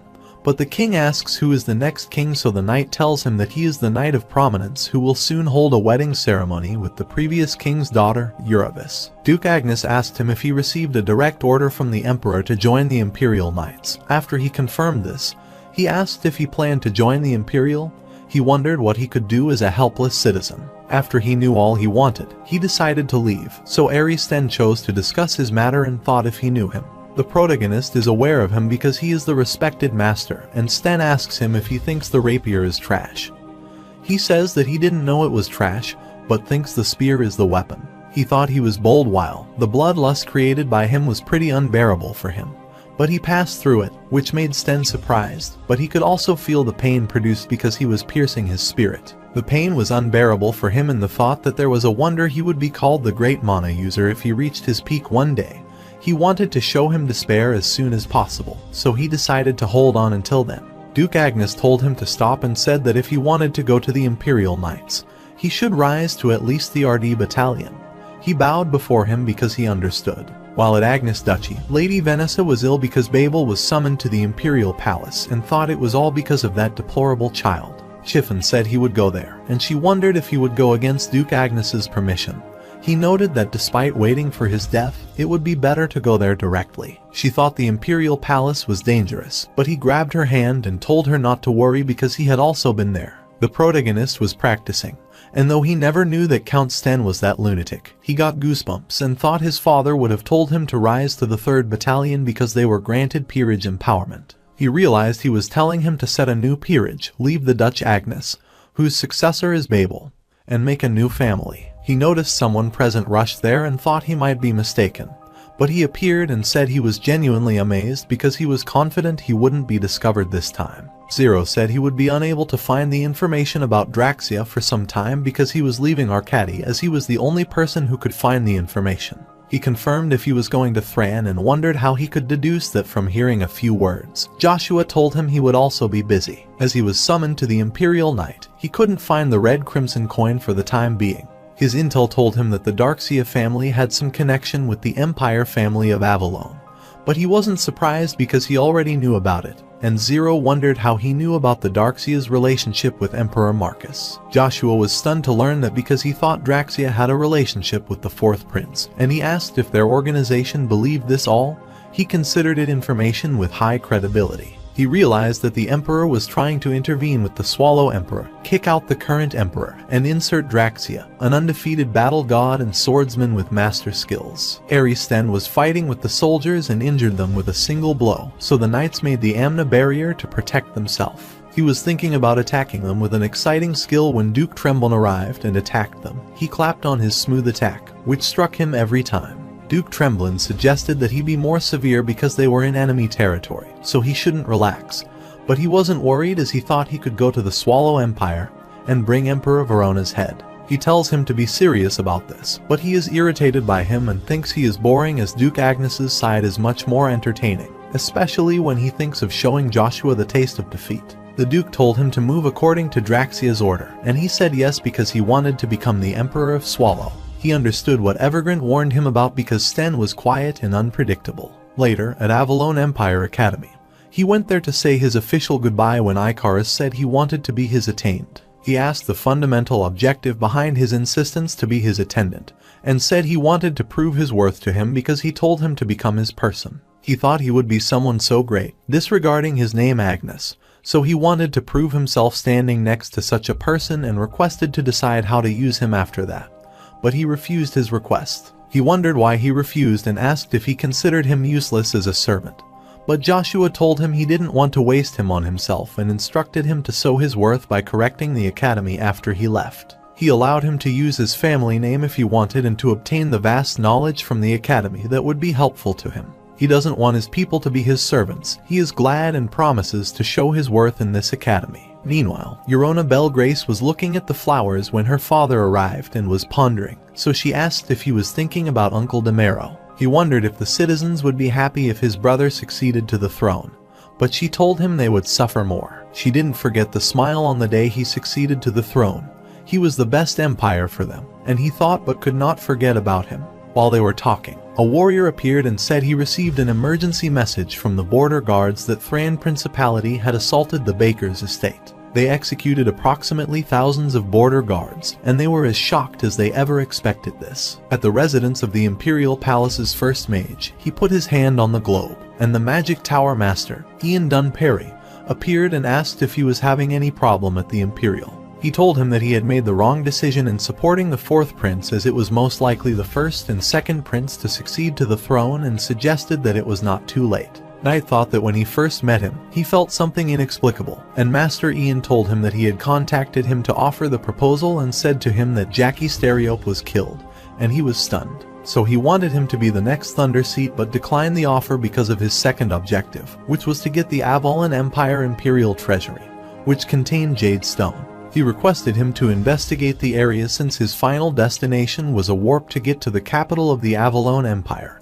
and find the one who killed him. The protagonist was standing at the palace entrance. The guard stopped him and requested to show the plaque of permission, and they laughed on hearing that he came to apply for the bloody Battle of Bircher. The guard told him to return home, but the protagonist refused and wore his family armor and told them to inform the Emperor that Joshua von Agnes had arrived on his order. The bloody Battle of the Bircher is the one that allows a citizen or Avalon to enter the Knight Order. If a person enters as the first 3 battalions, he can earn peerage. Due to this, he did not let their challenger live, and the in charge of battle be known for their cruelty. Although he didn't need the peerage, he wanted to rise to the 10th seat of the battalion to acquire the thing he wanted, the treasury. While following the path of his past life, he ended up at the brilliant flower place and wondered if she was still trapped there, but he didn't have the time to waste on this and saved it for later. While he was leaving, Cercerin Van Britten called him, wanted to talk briefly, and never mistreated him. He remembered that when he first came there as a mercenary, she treated him kindly, and he was grateful to her. She asked his name, so he introduced himself. Meanwhile, at Swallow Imperial Palace, the Emperor ordered to put off the ambush till they identified their true enemies, but the Duke thought they already knew that they did this, so he wanted to act. Prince Lucifer arrived and called them idiots who were just using the power, and he asked them which nation would benefit from this situation, and he said Thran. The prince said that's why he was saying they needlessly take up their seats, because Thran is busy stabilizing their interior after the selection of King Eurovus, so they don't need to make such a preemptive attack. He asked who else could do that besides Thran, so the prince told him to use his brain, and the emperor said that all other countries would benefit from this, specifically the Avalon Empire. While at the palace of the Avalon Empire, the knight told the emperor that the Swallow Empire didn't make any move after their attack, and he thought they might be observing the situation. The emperor thought it might be because of Veron, Belle Grace, and Geezer, and thought they would have a better relationship with them if Demero were their king. The knight reported that Viscount Vigo was killed, and he thought Agnes might have done it, but the knight clarified that he was at a party, so he was not the killer, and informed Impera that the daughter of that man had enrolled at the academy, and her name is Anna Beckstake, but her actual name is Anna Belle Grace. Duke Agnes was sparring with the Knight Cain but could not defeat him after several attempts. He told him he had much more to learn, but it was not done from his side. Duke thought his movements were mesmerizing, and he attacked him multiple times but failed, and the Duke remarked that although he was fast, his attack had no weight. Baron Head greeted him and informed him that Joshua was headed to Imperial. He was stunned and furious while Cain was attacking him, so he struck him so firmly with just a branch of wood that it surprised him. He approached him and asked what he thought about his liege action because he went to Imperial without saying a word. He thought it was a light spar, but he told him not to misunderstand because it was Joshua's request, and he wondered what kind of cruel request he made. He attacked him, so he fell unconscious. Baron Head requested him not to vent his anger on the wrong person, and the Duke asked him about the 12 members who received the severe lesson. He reported that no family protested other than the Marquis family, who had a single heir, and he asked for his thoughts regarding preparing for war in case they intruded on their territory. If they don't, then the chances of their family discussing this at the tremendous noble conference is high. And he thought this would bring greater humiliation to him because he had to make up a sort of excuse personally despite being 9-star. He doesn't mind it because he doesn't like to scold his son for doing good work and decides to discuss the matter with the villa's family. He received the information that Babel was coming to the capital because the emperor wanted to know how much he had grown with Chiffon. And he was surprised to know this. While they were on their way, Chiffon told him that he didn't need to worry because the emperor might want to see his progress. And since he seemed tired, he said that they were all supporting him. He questioned how a child would behave if he knew that his birth father and current father are different, and thought what he blunted out because he was confused. Babel replied that he should live his life to the best and give happiness to his father, and Chiffon commented that he had grown up as a better person and smiled. Cicerone called him, and he asked if she thought he would be from a noble family, but she said his name was beautiful, because it's the name of a flower that possesses beauty even more extraordinary than a fully bloomed rose. He said to see the person with the tragic fate and remember that Emperor Marcus has the name Severine of Blood, who ascended to the throne by creating a pool of blood before raising the throne. He killed all his competitors and had no male siblings, and people were afraid that Britain's bloodline would end and made a decision that was the worst tragedy. Emperor Marcus' political objective birthed the princess, who would fulfill his ambition, but she was born blind but could see through the eye of the mind. He wondered if he could do the same thing as her. She felt so sad that she started crying when her servant appeared and told her it was time to head to the palace. At the Emperor Marcus' villa, he meets Annabelle Grace and asks her if her father liked the gift they sent, although they do not get results. He told her that the people of Continent said that if they had Agnes, then Swallow Empire had Prince Lucifer, who is challenging to deal with, and asked if they had any plan. She said that he was not sure, which made him angry that the blood-lusted energy that emerged from his body was unbearable for her, and he asked how she dared to utter a word impossible after assuring him about the success. She apologizes to him. He changes the term and promises Duke Peerage instead of Marquis Peerage, and she wonders if he is thinking about killing the soldier and thinks he is a complete lunatic amused by the blood. He told her to inform the War of God that he had nothing to worry about because his plan had deteriorated. A meteor plan needed to be prepared, so he ordered them to devise a plan. While the magicians were looking around to find the trace, they found dust everywhere. The other magician suggested he close his eyes and feel the air. After closing his eyes, he felt the mana void and realized that it might be either created by a supernatural power, or when a mage of class 6 or above receives enough damage to his heart. They figured out that there was a high possibility of him being killed by someone who possessed Bronto, so they decided to follow the traces of Bronto to find the culprit. Cicerone Britain asked her servant if she had heard of the name Joshua, and she replied that she listened to this name because the knights were talking about him as he had recently entered the empire. She told him that nobles don't think highly of them because 2 talented kids appeared in the same family and had a high chance of becoming one of the 9 stars in the future, and she was amazed. He was at the Imperial Knight 11th and 12th Battalion Drill Hall, where the battalion was sparring, and they argued with each other regarding their level. The 12th Battalion said that they both are treated the same by superiors, so he might not think highly of himself.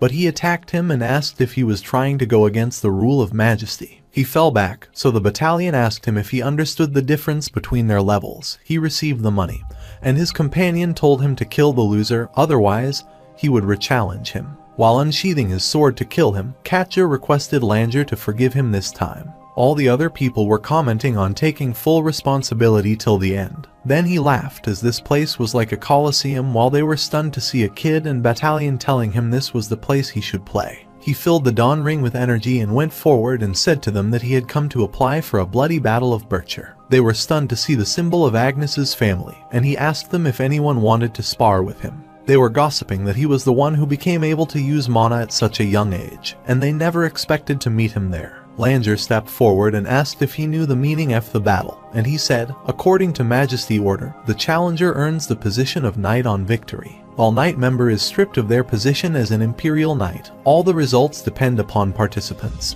and revenge is prohibited. He asked him if he still wanted to participate after knowing all this, and he repeated that he came to apply for the battalion and asked if anyone wanted to comply. But they didn't want to hurt the son of Agnes's family. Langer wondered if he had to step up because the battalion commander was away, and he looked at Katja, but he held his stomach, saying he got hurt during the spar. They were not stepping in, so they decided to agitate them by targeting their skills and assuming that they were nobodies because they got scared after seeing someone at a higher level than them.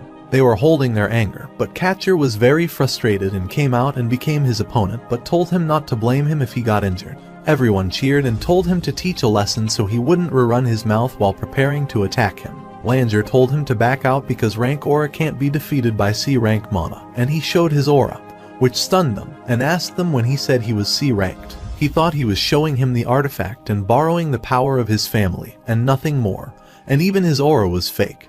But he told him to confirm it himself and asked if he got afraid after seeing his aura and called him a coward. He was frustrated and attacked without thinking, but the protagonist attacked him with high energy. Langer was worried about him and thought he should first figure out his opponent's strength rather than attack. He was surprised to see him completely fine and saw the vice captain who blocked the attack, and Joshua recognized the vice captain Viper Bison. Viper Bison told him that an official battle captain or vice captain should be present there, so he asked him if he was canceling the Emperor's order. He said he did not deny the ruling but would be his opponent instead. Catcher wanted to fight, but he told him to step aside as he might be stripped out. He insisted, so he shouted that if he continued, he had to lay down his position as the knight and asked how he would take care of his daughter if he went back to being mercenary. He clapped for his sacrifice, and the vice captain asked if he was sure he could defeat him. He was confident as he saw his skill, too. He thought he was steadfast as he always walked side by side with him and was more reliable than anyone. And one of the reasons he joined the Imperial was because he wanted to traverse the battlefield with him. The vice captain told him if he managed to defeat him and take his place, he might be acknowledged by those higher than him. But Joshua said that he would end the discrimination between the battalion and make them stronger in 5 years, while the vice captain was startled by his aura blade, and the protagonist asked if he would join him. Babel greeted the king because he turned 15 this year.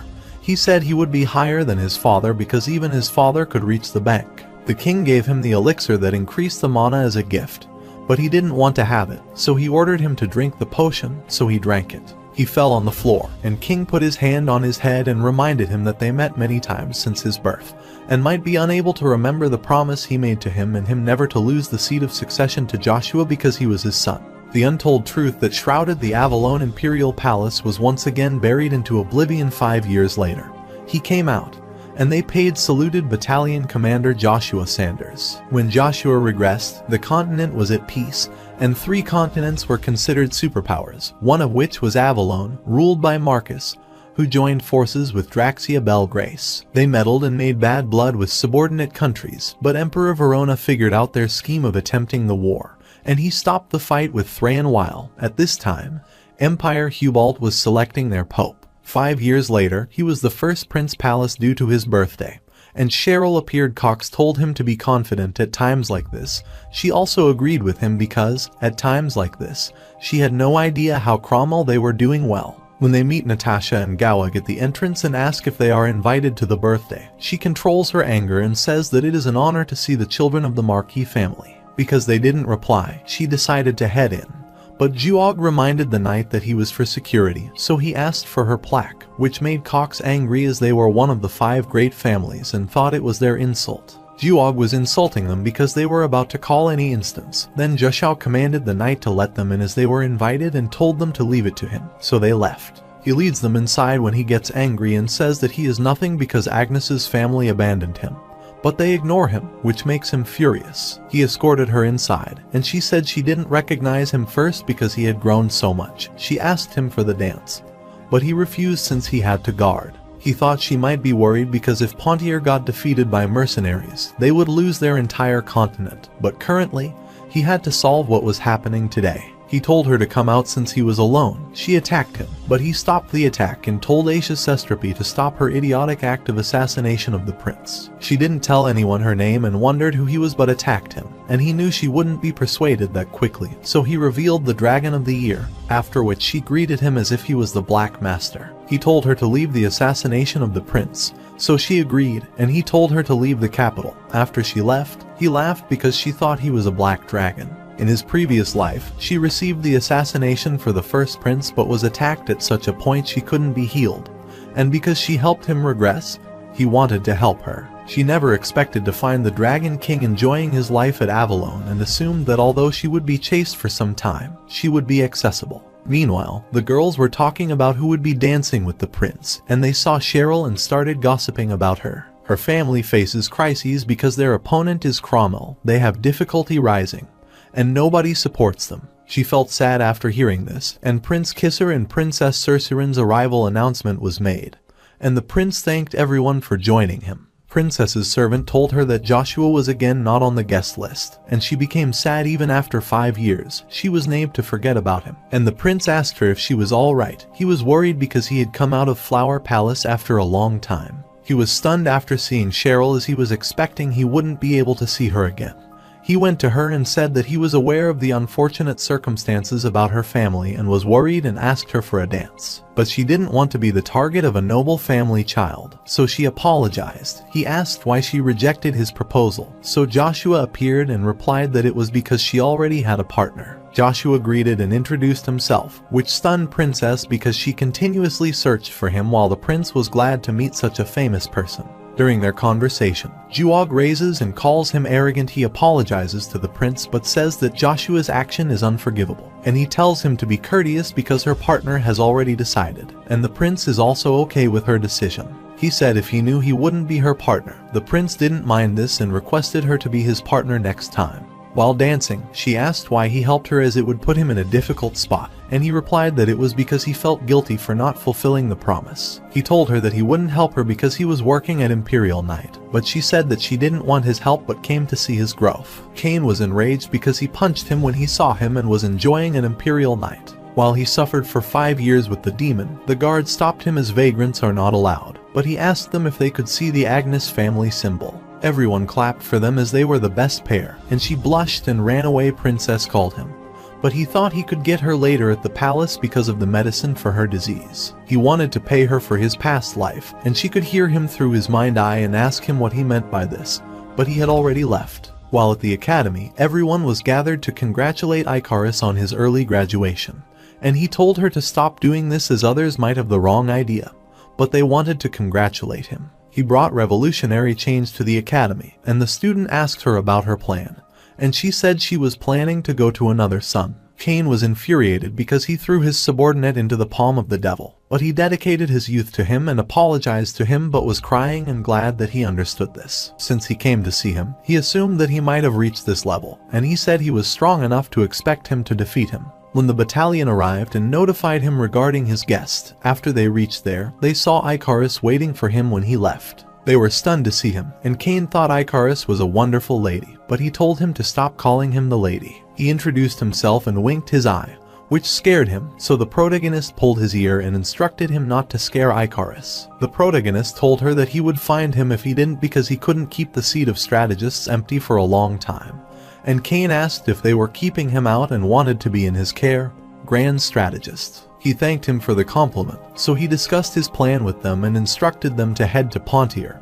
He would be heading to Reinhardt after seeing his majesty, and they were shocked by the Pontier family. Meanwhile, at the Imperial Palace of Avalon, the Emperor asked the knights if no one could participate in the master battle as this would make them laughterstock for other nations. He asked Agnes how their empire's status would flare if they abandoned the opportunity to prove who the most outstanding being is, the master battle. But Gannis was speechless. Then, a protagonist appeared and said he would participate. He greeted him, and the Emperor told him it was the tournament and asked his age, which was 15. He was amazed that he was willing to participate in the master battle at the age of 15, but knew he was not someone to whom common sense could apply, so he wanted him to prove his qualification. He had one condition to participate in the master's battle. The other master was angry and wondered how he dared to propose a condition to him. The Emperor was willing to accept all his conditions except for leaving the Imperial Knight as his property. The protagonist said that if a person joined the bloody Battle of Bircher, he could leave anytime. He gets frustrated and says he also had a condition in that case and attacked him. The attack was unbearable for others who held against it.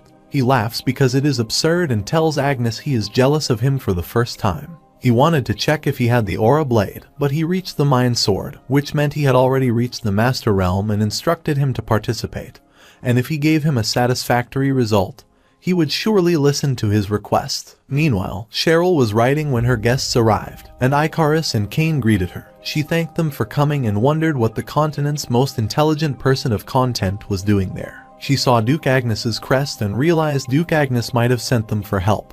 But Cain informed her that Joshua Sanders had sent them, and she was surprised. Joshua was satisfied because he could leave the Imperial without any suspicion. Duke Agnes appeared and asked if he would leave them without a word again, and wondered if he resented him for choosing Babel as a successor. He resented him, but it was his own choice to abandon the name. He remarked that he resented him for not supporting his mother and him, but he no longer rested him and thanked him for everything. During their conversation, the battalion rushed toward him, so Duke Agnes left. They asked if he would abandon his subordinates, but he said that he never thought of them as subordinates. Their breath stopped, and he said that they were his comrades, which made them relax. He told them that he was leaving because of his matter, and Busoon asked if he was keeping them out because it was dangerous and wanted to help him, but he thanked him for everything.